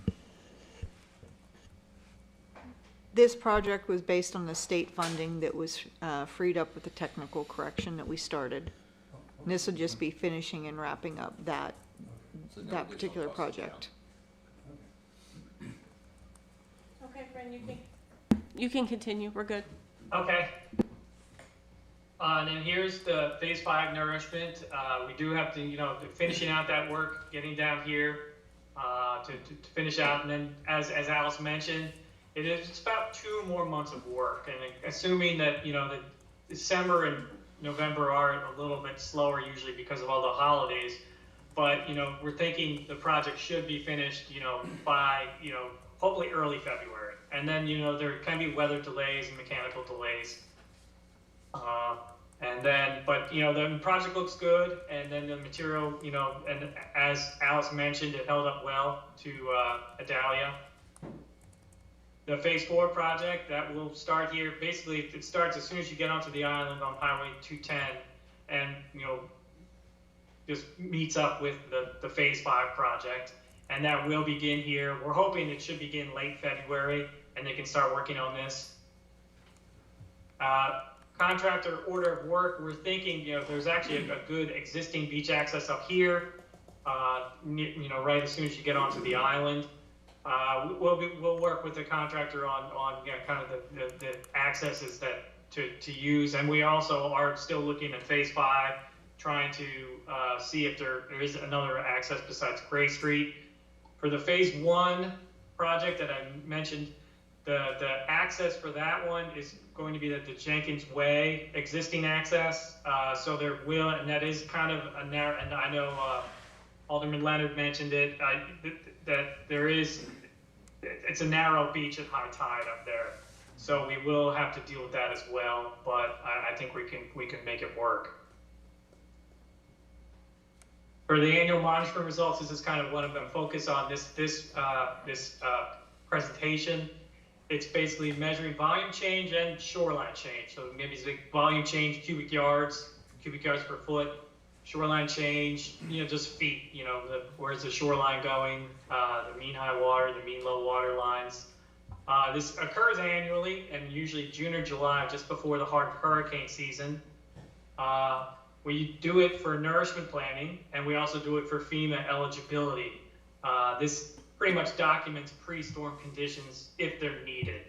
And the survey is town-wide from, the Surf City limit all the way to New River Inlet. It's from the dune, and it's out to, they go out to about 500 yards offshore. They have, there's the boat, the upland component that they walk, and then there's the boat component. And then you can see here, this is an example transect, station 630, so this is actually in phase 5. We have 3 different years at this station. We have 2021, 2022, 2023, and you see all the different lines here. The yellow is the most recent. This actually, well, the yellow sand. The colors are all up here, but the fill right here. So you can see here that this got a good beach fill here over the last year, between, basically June of 2022 and June of 2023. You have a nice sandbar feature out here, just, basically around, 6 to 7 feet of water. This sandbar feature, this is just kind of a classic sandbar. Basically the sandbar moves out there when stormy conditions, and it should move back on milder conditions. It's a very good thing. It helps break waves down, and it takes some of the wave energy out of the water that would normally be hitting the upper beach of the dune. And then the nourishments, here we look at the mean high water, and above there, that's basically your dry beach. And then actually mean low water, that's your intertidal beach here. And then here you get the surf zone, and then the DOCs, that's the depth of closure. And basically beyond here, there's not a whole lot of sand moving. You can see actually sand moving from year to year, all the way here. And it actually looks like, the sand stops moving right around -10 feet. But sometimes during major storms, you can see some sand move out here. So this is kind of what we're doing here. We do this for all, and there are about 70 stations along the beach. And we'll just get into some example transects here. Oh, and then just really quick, last hurricane season, this, obviously the was relatively mild, and so it is good. The volume and shoreline change results look good. They're positive this year for the town, which is great. And it's also kind of, you would hope to expect that when you see that, last year's hurricane season, there really weren't any significant storms, knock on wood, and then hopefully that continues this season. But obviously we're still in the heart of hurricane season right now. But, just a few years of milder conditions for the town itself. And, obviously it's energetic elsewhere, but this will factor into our calculations here. Here's a phase 5. This is the same actually station, say station 630 that we talked about previously. You see the beach fill. The dune looks nice and stable over the last year, and then you have that sandbar feature. Here's where station 630 is along the shoreline. Station phase 4. Here's where the station is on phase 4. This is station 850. The dune again looks very, stable. We're calling this a stable intertidal beach. There's a little bit of erosion, but then there's accretion in this whole area. We're, in the surf zone area and the intertidal area. And then we see that sandbar feature here too. The sandbar feature is relatively, it's a nice big strong feature. Phase 3, we have that when we have this for every single station on here. But, again, the dune held up well. You see a little bit of sand moving in your tidal area, but, generally stable overall. And that sandbar feature again in phase 3. Phase 2, and here's where this station is. Again, the stable dune again, the stable intertidal beach, you see a little bit of erosion and accretion, but year to year, that's pretty mild. Then actually the same sandbar feature is pretty consistent up and down the beach. Phase 1, we have two different transects, example monitoring transects. You do see, and this is hard to see, I know, because we're zoomed out so far, but there was some dune erosion here. And this is kind of near the St. Regis area where there was dune erosion. But the good thing was that, the one positive of this dune erosion was that the sand appears to just have moved to the beach because we see accretion here. So we see erosion here and accretion here. So it does seem like this material that did erode at least stayed on the beach in front of the eroded dune to give it to the dune some protection. And then here is up near, closer to the inlet, where the Corps put their fill placement, and you can see the Corps, they did leave a little bit of a gap between the beach and kind of the upland, but generally, you see that fill placement, and there's still fill in the near shore here, and it's getting out pretty far, about 600 feet offshore. And this is that shallow New River Inlet. You can see how we're nowhere near that 18 feet depth of closure for a shoal for the New River Inlet, because this ebb shoal it's very shallow, and this is obviously some of the reason why beach visitors, when they get out there, they might feel a little more confident, go out farther, because you can go out farther and it's more shallow, but obviously the inlets are very dangerous areas for casual swimmers. But again, you can just see that the shallow effect of the New River Inlet ebb shoal, and you can see that the core fill placement does show up. The core fill placement, they're doing it about every other year. This, was the results this year were not bad. The town has had, and this is a core project, so the town doesn't have a whole lot to say, but the Corps is aware that, this project was relatively successful, but there have been better ones and there have been worse ones up here on the north end for this Corps project, where they're just dredging from the AIWW and the channels, in the inland channels. Here's an overview of this is unit volume change for the entire shoreline. We can start up here near New River Inlet. Again, we see, here's the zero line. So below the zero line, you have erosion, and above the zero line, you have accretion. So overall, you see, basically an accretional signature overall. You see the core project and the town struck hall project really kind of built out the unit volume here. And then down here in phase 5, you see the truck haul project. They started here right around, this is around the Gray Street access, and that was 2 years ago, so it doesn't show up in this last year. It shows up from 2 years ago. But basically the fill project puts around 30 cubic yards per foot. So obviously we see more than, we see 40 cubic yards per foot, but we're definitely seeing 20s and above, and we know this is spreading. This is a little bit of an erosional area, but this phase 4 area, this is a good amount of spreading of that volume. We did see that Onslow County Beach Access 4 in that area, that was an erosional area over the last year. The Seaview Pier area, that actually didn't do too badly, and it actually grew. There was a little bit of volume positive there.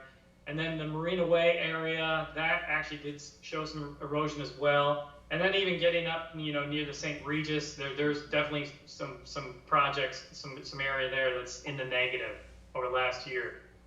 And then for mean high water change, so basically the previous figure was unit volume.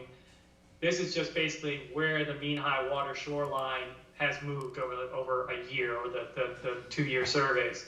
And you can see the mean high water line in phase 5 is anywhere, between 50 and 100 feet gain in that area.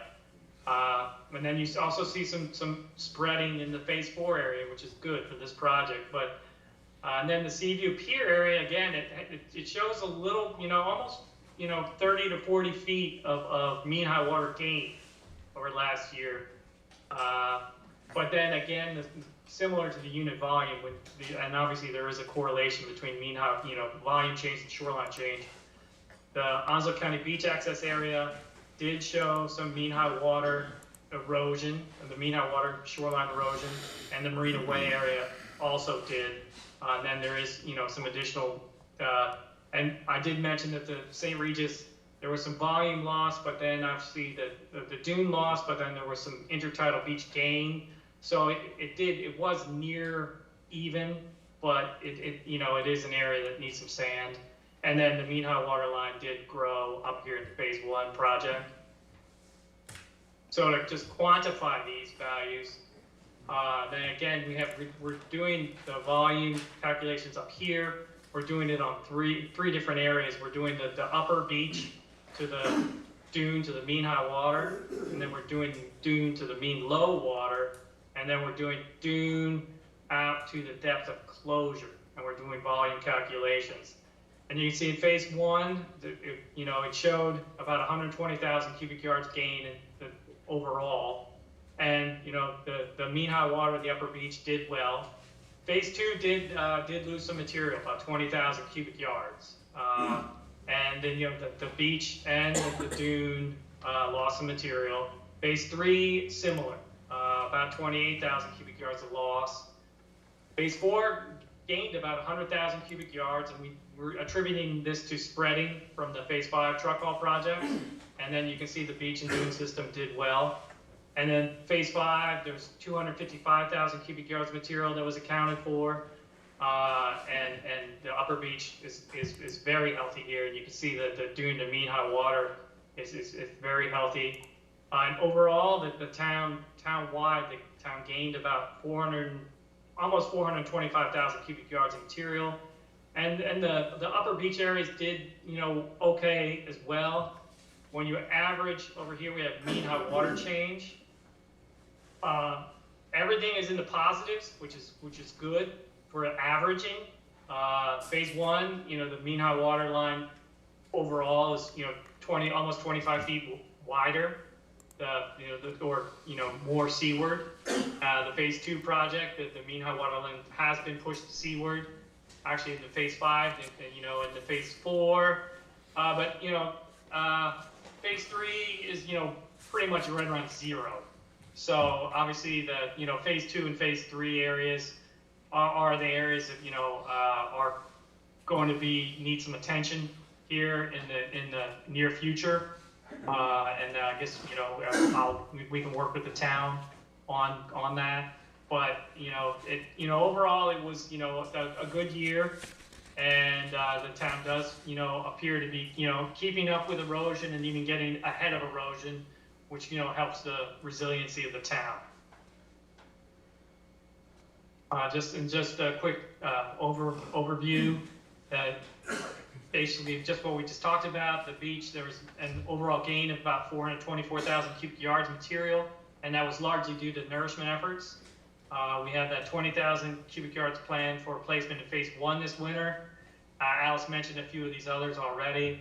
The draft EIS is, you know, under development. The state grant will begin this winter, but it will begin after Phase 5, which, you know, the remaining volume needs to be completed, will be completed this winter. And then we're working with, you know, the finance officer at North Topsail Beach and DEC Associates regarding, you know, funding, making sure that the town is all the funding is taken care of. And, you know, for FEMA and state funding and you know, Alderman Grant already kind of mentioned some of that. And then permitting coordination, you know, that's pretty much continuous, and we're continuing with that. And so that is that's my presentation. Does anybody have any questions for Fran? Yes, sir. Just a couple. If you can back up one slide. So, first off, thank you for updating the schedule for me. I've actually updated that again and put in the percentages by phase, the cost by phase between us and everything else. The only thing, and I put it in a footnote there that you did not have in there, and I know it's not technically a beach project, is the 160,000 that went up from the, you know, from there. But the irony of when you look at that particular slide that you've got up there, when you track the money that the town has spent, it almost ties directly into that. We've spent, and will have spent, almost $70 million according to your chart, right? 69% of it is in Phase 5. 30% of it's in Phase 1. I'm seeing 0 in my Phase 3, so I'm not doing a good job for me. 0 for but it 2 really as well. does, and she's in 2, but it really does track where the money's being spent, because I think that what that chart does, and I know Alice has put that on the town website, it's amazing, because I think the urban legend is everything's been spent up north, and actually most of the money's been spent in the south. But it does track, and you're seeing that is beneficial. So I wanted to thank you for putting that together. The other thing, apparently there was some confusion, and I was not part of this. Were you part of the 2015-5 project? Were you involved in that at all? No, I was not. Okay, my understanding is the reason that all of 5 wasn't done is that there ended up being, from talking to Chris, there was a bunch of removal stuff at the end. So basically the budget was shot. But now there's no gap between 5 and 4 in terms of what you're trying to do, what I'm calling an engineered beach, right? So we're gonna have a continuous beach all the way from 5 to as far as we can get up in 4. Is that correct? That is correct. 2015, they had some rock problems, and actually they got permit modifications to work into June, which is very unusual. So they really were trying to so I think they also hit a time limit as well, where they could not finish that out, time and funding. Okay. Because you know, doing a beach nourishment in June is pretty unheard of in North Carolina. I'm in agreement. Yeah. Okay, because the understanding on that was that had nothing to do with the planning or whatever. It's just, you know, as you know, when you're doing a beach project, what you get is what you get. What you plan for can be completely different. And so, like I said, it's a very interesting thing, and I'll send you the updated schedule because it's got the percentages and the total dollars. But it really shocked me that with the projects we're talking about, since that time, we'll have spent almost $70 million on the beach, which is a lot of money compared to any other town on this beach by far. So that's all I had, Joanne. Does anybody else have anything else? Well, Fran, thank you so much for all the information. It was very helpful. You're welcome. Good seeing everyone. You too. Have a good day, Fran. Okay, bye. Okay, the next item is the consent agenda. Do I have a motion to approve the consent agenda? So move. Do I have a second? Second. Do we have any discussion? All in favor? Aye. Aye. Right, the next item is continuing business, and Chair Struther's going to give us a committee update for the BISAC committee. I feel like Fran just did. At our August the 15th meeting of the Beach Inlet Sound Advisory Committee, we had our report from Manager Darian, and it was pretty much what you got today. So I won't go into all that. We had a lot of the 424,000 to 245,000 that he was saying there is the gain that we've measured, and that's what he was just talking about. So most of everything that she reported to us was pretty much sent back to you today through her or Fran. The most important thing probably that we dealt with at our last meeting was continuing with the North Topsail Beach 5-year action plan and the 30-year plan. And Chris Gibson would TI Coastal by WebEx presented an overview of the plans and led a question and answer session. We were planning on having a in-person meeting that just didn't work out, and so we had we did have a WebEx. But in that process, he does have the plan basically in place. He presented. He talked about the next 5 years, and we discussed in depth the plan plus the cost and everything that's involved. It's hard to be looking at that when you don't have it in front of you. So we determined that we were going to have that meeting, and we continue to talk about it and ask questions and got a lot of good information from it. But we are going to continue that at our September the 19th meeting, that he's going to be present in person, and we'll have the written plan. And because there's some interesting things going on for the next 5 years in the plan process, and some of it's going to involve us finding money, but you know what's new. That's pretty much where we've been going. But we have been very, very cognizant of that fact, and we've been moving forward, and I think a lot of good things are going to happen with that. But we spent a lot of time talking about the DA 143 pump situation, and we're looking forward to that being a big asset that will be helping, especially phases 1, 2, and 3 in that process. And so that's something that's going to be included in the 5-year plan. So we're not talking about long time off, but we have to be talking some time off, because it's hard to go find those millions of dollars that's needed to do. We did discuss that we could borrow some of it from Alderman Grant, but only for phase 3. Well, you know, if you would contribute a little bit more, we may could get phase 3 all up to date. But we discussed the project cost, the timing, the funding for the next 5 years as well, you know, in depth for the maintenance for the next 30 years. So we're hoping that at the October meeting that we'll be looking at the plan and have it in front of us and can discuss that and be presented to the board. Can I just do one clarification? Yes. Larry, you might want to address two things. One is, we talked about a total beach plan. And so I think the gentleman had talked before about the different phases and everything else.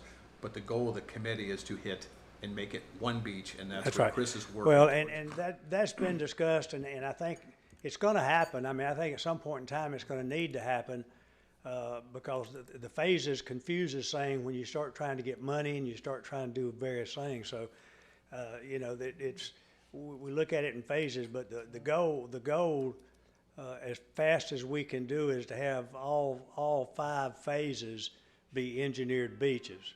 And once that happens, I think that's going to be the time frame that we will need to look at just calling it the beach and not having the 5 phases, because it will interfere with trying to get money if you're trying to do it that way. So. And then the other one, if you remember, that we discussed was funding. And I think you guys had asked me, our beach fund right now has got about $4 million a year that's going into it, which is kind of our target. And I think the other question they asked me is about what's encumbered and what's not. The single largest expense that this town has, just so everybody understands, is paying off the Phase 5 loan for the construction project down there. That is over $2 million. That's more than the fire department's budget, the police department's budget, and everything is paying that loan off. Well, and I think live when in that Phase goes 5, away- so I do appreciate that. No, but I'm saying, but we talked about is, the whole point though is, Yeah. we've got a lot of projects right now. When that goes away, we're now going to have, instead of $2 million available, $4 million. We're anticipating that we're going to continue to have to borrow money and find money. We're going to have to find more grants, but we're going to have more local money that we can utilize for matching funds and other things for those grants. Grant's right there. Well, that's why I'm calling them grants. You know, I mean, we recognize where all the money is, but so I think that, you know, there's a lot of good things coming down the pike, and I think if the snowball's going to start rolling faster once we get to some of the points in time that Alderman Grant's talking about, where we get all this other back money paid, then we'll be able to utilize a lot of that funding that comes in every year that's designated for the beach, that we can start utilizing to back up and get more grants and matching funds and that sort of thing. And then just one final follow-up on that, and I know you had brought this up before, is Chris believes the $4 million we've got in there is going to be sufficient to execute the plan, number one. But he also made it clear to us, you cannot keep doing one-off projects. That's right. That you're gonna have to spend every year. Yeah. The beach has gotta be renourished every single year. Right. But it's going to be a lot easier once the beach all gets engineered and we get it all in place. Once that happens, then it's going to be a lot easier to maintain the entire beach. Right. And that's why we need it'll quit being phases, or we'll have to look at some other way to handle that. But at that point in time, then we'll be able to do something everywhere every year or so that and that's where we're trying to get to. I mean, that's the whole purpose of this 5-year and 30-year plan. The 5-year plan is to get it all engineered and other things that have to happen. And then for the next 30 years, then we're going to be in a maintenance program, and we'll be able to fund that maintenance program. So we'll have the nicest beach in the area. And let's face it, I mean, that's what it's all about down here. Without the beach, there wouldn't be a North Topsail Beach. So anyway, any questions? And, sir, did you have a question? A comment, the back history on how the phases came to be the phases.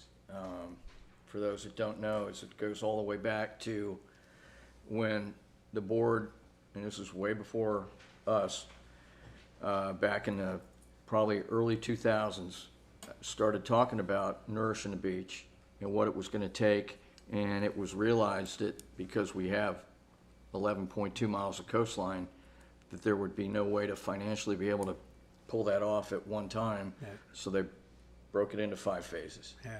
And Well, that all makes sense. I think- mean, you know, you you do what you gotta do when it, Yeah. you know, when you get started, and just hopefully, if we can follow through with all the things that we're planning, then we may put future boards and everybody in better shape at being able to maintain them, because it's a lot easier to maintain something than it is to build it.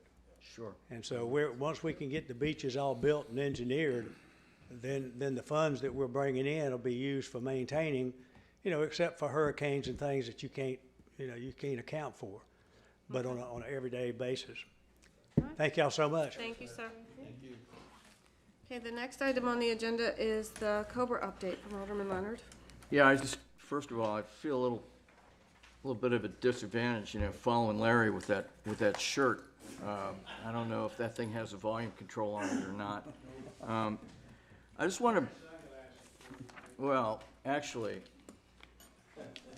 I briefed the board on this via email, but we had an impromptu opportunity during the month of August to advance our COBRA legislation efforts. Early in the month of August, I received a call from Ray Celeste up in Congressman Murphy's Washington office stating that the staff director for the House Subcommittee on Water, Wildlife, and Fisheries was going to be vacationing for a week at the beach in North Topsail during the month of August. And what's significant about this is our bill was advanced to that subcommittee earlier this year, and that's where it's at right now. So coordinated with the individual and was able to set up a meeting with her while she was here for the week. And Alice and I met with her here at Town Hall, took her down, showed her where on the ground, phase 5 and phase 4, Cobra to non-Cobra. You know, walked her out on the beach and yeah, there's no real difference here. And then took her out on a windshield tour of the rest of the town, pointed out the Cobra and non-Cobra areas, pointed out about how even though the idea behind the Chaffee Coastal Barrier Resources Act of 1982 was to discourage construction and building in Cobra zones in areas like ours, that truly, when you drive down New River Inlet Road and see all of the houses being built, that it really didn't do what it was supposed to do, and it didn't work. And I thought it was really important and really significant for us that someone wanted to take their vacation time to sit down with us, because what she wanted to do was learn more about North Topsail's Cobra issue. We had a really good hour meeting with her. They're looking now at having a subcommittee hearing for all the Cobra bills that are right now at the Subcommittee on Water, Wildlife, and Fisheries sometime this fall. We'll be notified of when. We'll be invited to go up and speak at that subcommittee hearing. And it just went really well. And honestly, it's the first time in the amount of effort that in the length of time and amount of effort we've worked on this, that anybody's actually come down and said, I want to see what you got, and I want to see what I can do to help you. So I felt really good about it. I don't know if you want to add anything to it, but that's where we are with Cobra right now. Subject to questions. Does anybody have any questions for Tom? Thank you. Okay, the next item is Ms. Darian, the Byways Conference for 2023. Yes. The North Carolina Beach Inlet Waterway Association 2023 Annual Conference. The fall conference is scheduled for November 16th through the 17th. It's going to be held at the Aloft in downtown Wilmington. I will just a note of caution that our Christmas tree lighting scheduled on the 15th, so when you're contacting us to let us know what days you plan on attending, just keep that in mind, that evening is the Christmas tree lighting. So once again, they've asked us to be a sponsor. There's different levels based on the attendance that we typically have and what makes the most financial sense. The silver level sponsorship is recommended for $1,200, and that includes 2 registrations. Cost of additional registrations is $200 per member. I'll make that motion. Second. I'll second. All right, we have multiple seconds. All in favor? Aye. Any opposed? No? And Okay. if I could just ask you all to email me to let me know who plans on attending and for what days. Okay. The next item on here is our liaison with Onwasa.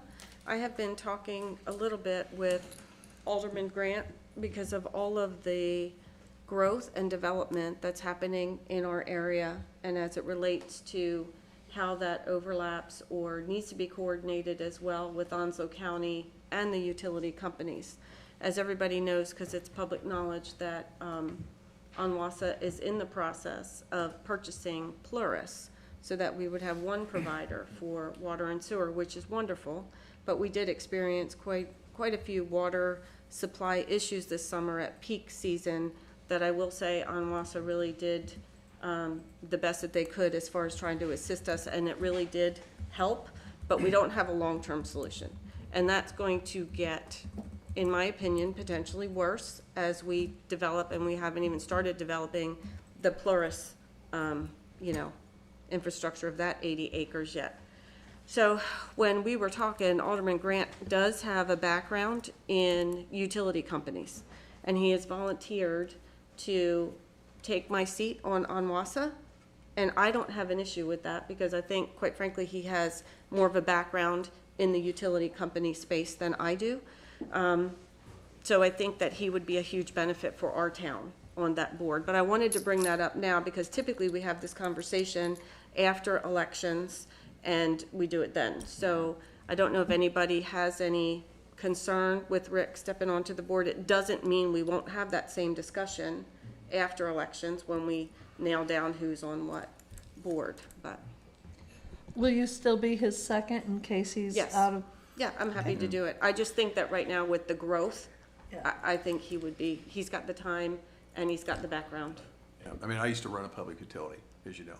But the other thing we talked about is there's some planning going on with the county, and with the interaction with the county, there's now, and Alice knows this, they're very concerned about the growth and everything else, and so it all ties into water, power, all that stuff, so. Very good.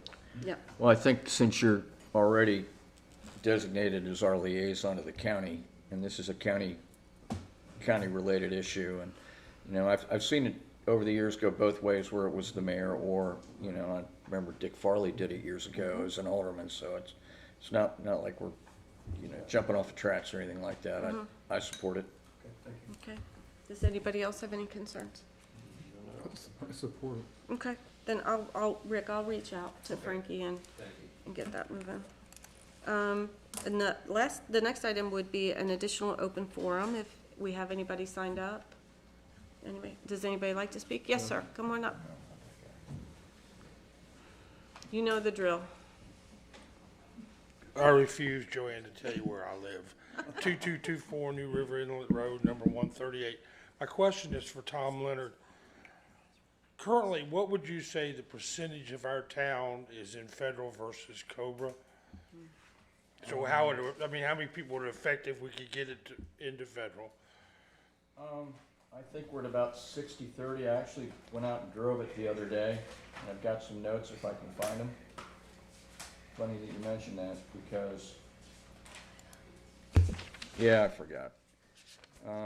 I've got some notes. I went out and drove it. We've got 11.4 total miles, roughly, of shoreline. About 6.9 of that miles is in Cobra. So 6.9 out of 11.4. So in other words, if we were to get those changed, it'd be an enormous benefit to a good share of our town? Yes. Yeah, and here's the thing about it, and we talked to this lady that we briefed about it, and, we talk a lot about the insurance aspect of it and NFIP. And we talk about that relative to how, you can't have a federally backed mortgage in Cobra, you can't use your VA, those kinds of things. But what we spoke to her also about is, and we don't really advertise this when we go to Washington because we don't want it to look like we're going up there with our hands out for money.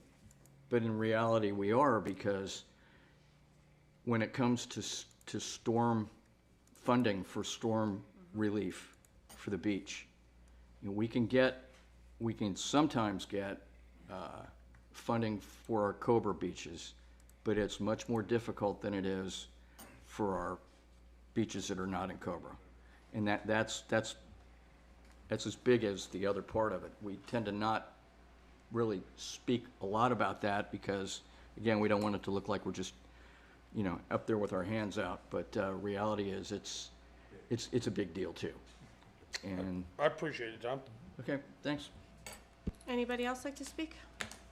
Yes, come on up. Yeah. Her name is Anique Miller, and she's a senior professional staff subcommittee on water, wildlife, and fisheries. You can give her the email address, that'd be great. Yeah, but when we break before closed session, Laura, he can give that to you. Okay. Yes, sir.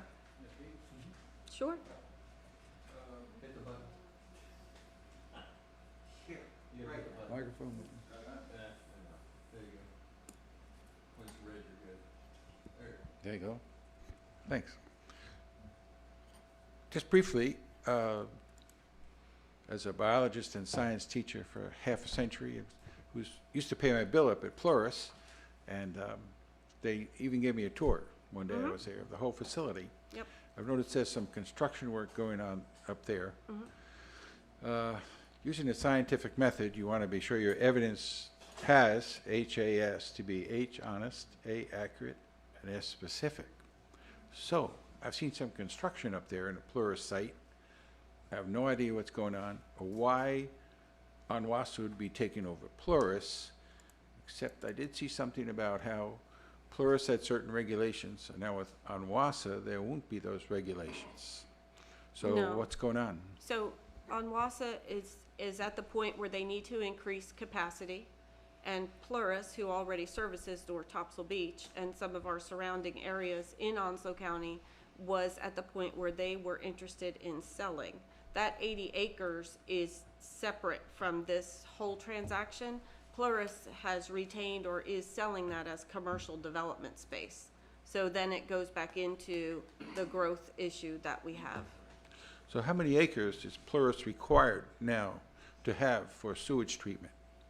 I don't know that off the top of my head, but I did tour the 100 plant acres? as well. They have, I think they have more than that. 200 acres. I'm not sure off the top of my head. What we sir. understand is the restriction is not, the restrictions we're seeing are not on the Plurus side. They're not of on this the thing at Plurus all. side. On the Onwassa side, what they told us in our planning meeting with Alice is, and this will blow your mind because what you're talking about, they've had 12% growth over growth on the water side, which is unheard of for a mature water system. That's the problem they've got. They're drilling wells and they're trying to, they're looking for other alternatives. Because, Well. you go up 210, you saw what's going on. Oh, yeah, So- since we were first here, I think development has doubled, I'm sure, at least or more, triple, Right. whatever.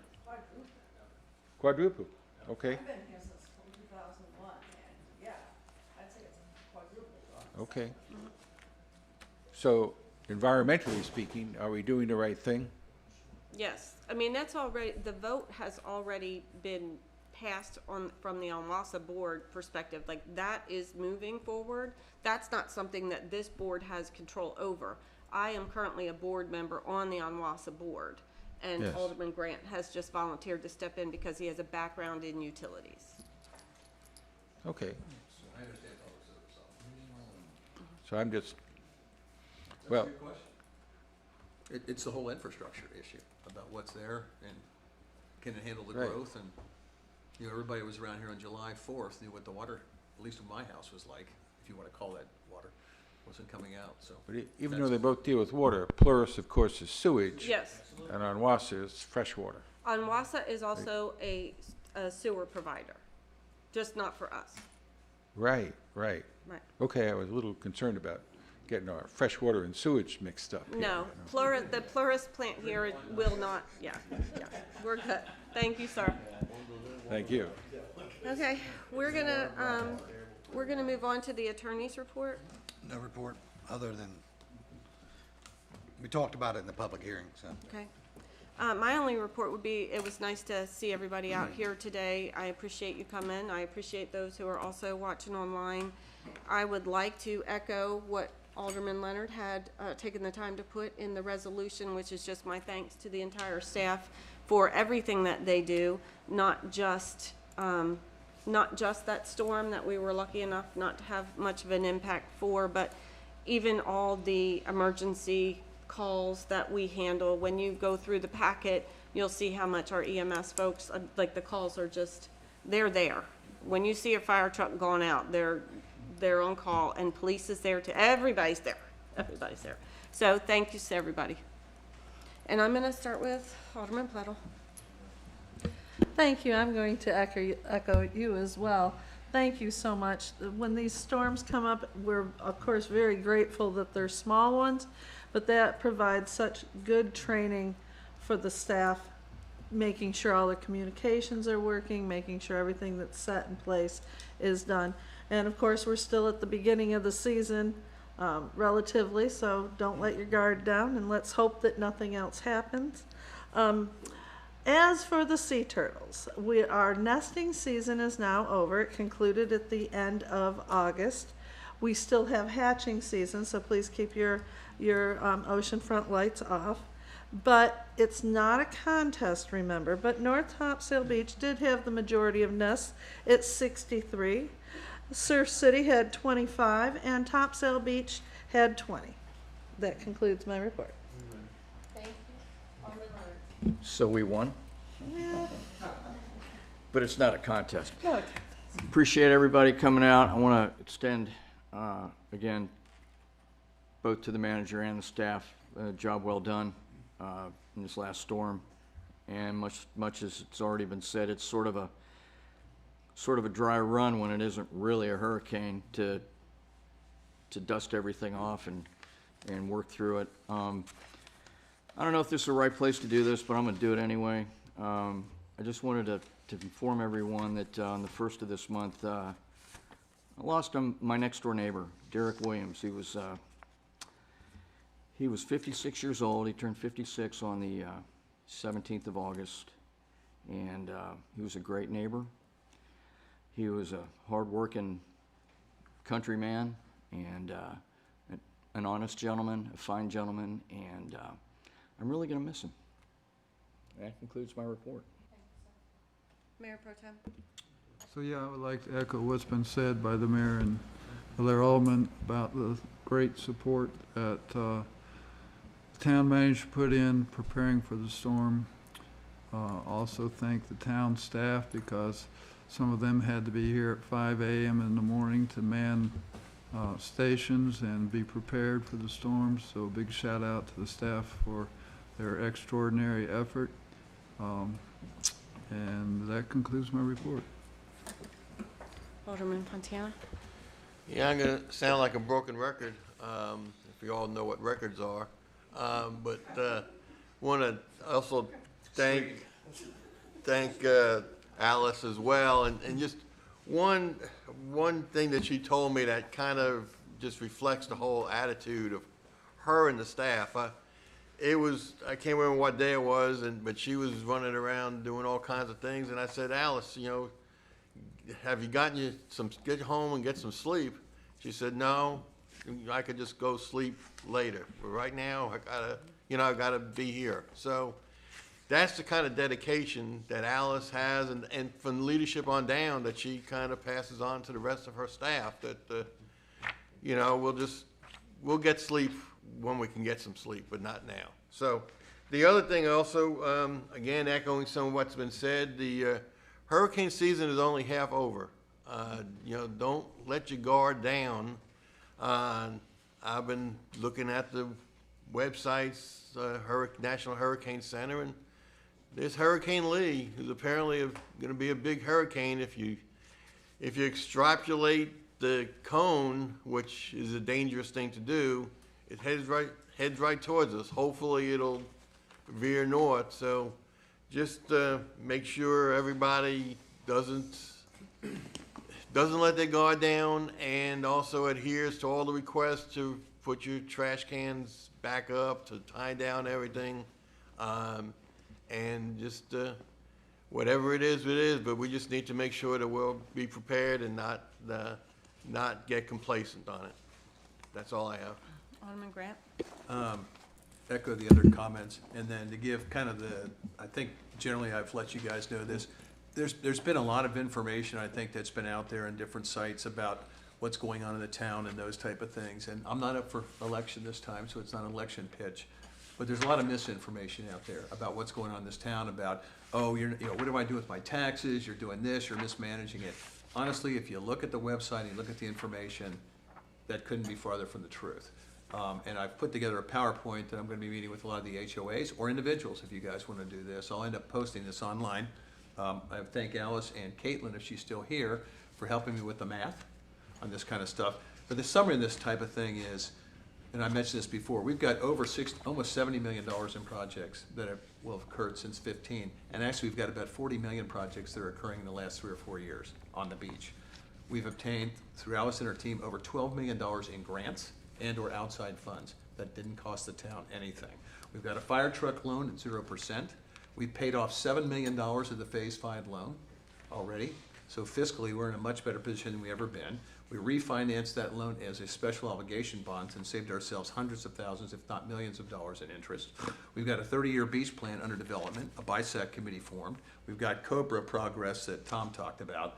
We've established, just in the last couple of years, a capital project fund, all right, to make sure that we can build the firehouse. And we've now moving with the South Firehouse past the design. We're going to be moving to the construction in 2014. We've got a bike lane now that we've funded as well.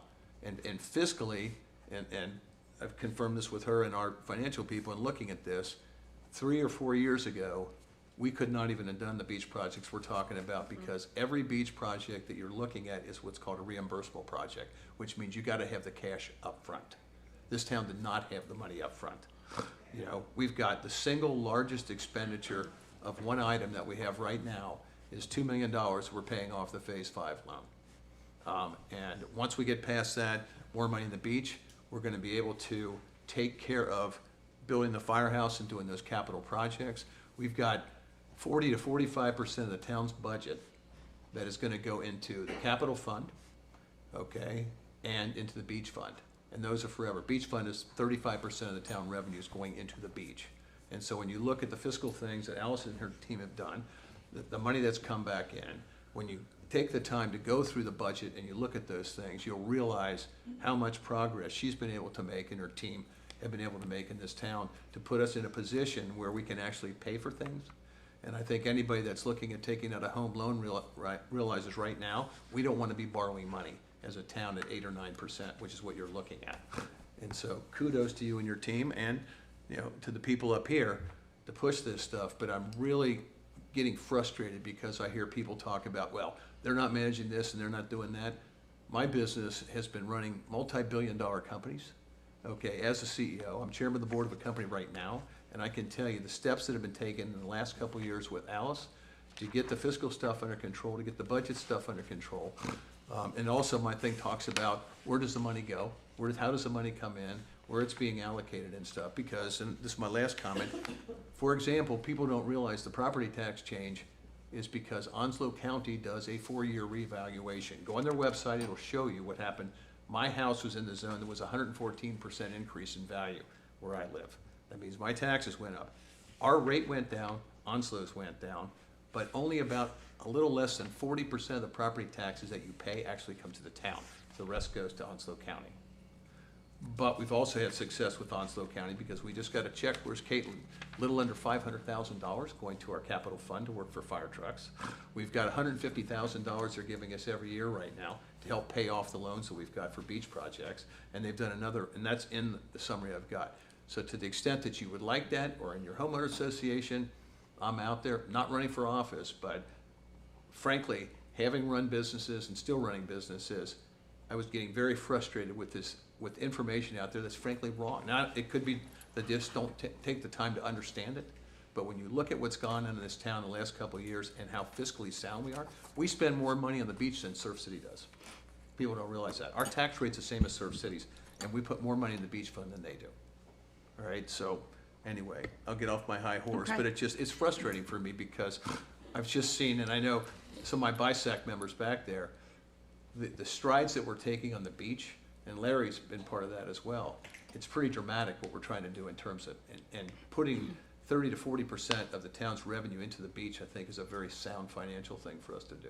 Well, So- and I appreciate you putting the slides together, Rick. It's not uncommon that we do visit different Well, I've done it HOAs. before, Yeah, so have I, to just give updates on where we And are. that's what this is. So anybody who would like to, Mr. Grant to come, he's volunteering. Yep, absolutely. And I can do Zoom calls and stuff like that too. Okay. Sometimes technology is not my strong suit. All right, then I am going to ask for a motion to go into closed session. So moved. Do I have a second? All in favor? Aye. Okay. And so the minutes reflected the purposes to consult with the town attorney and preserve the attorney-client privilege.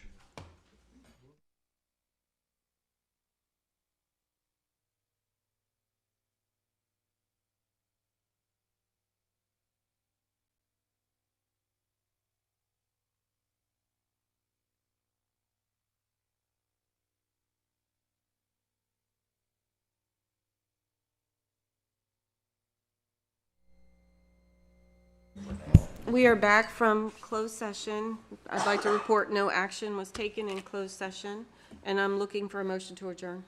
So moved. Second? Second. All in favor? Aye. No discussion?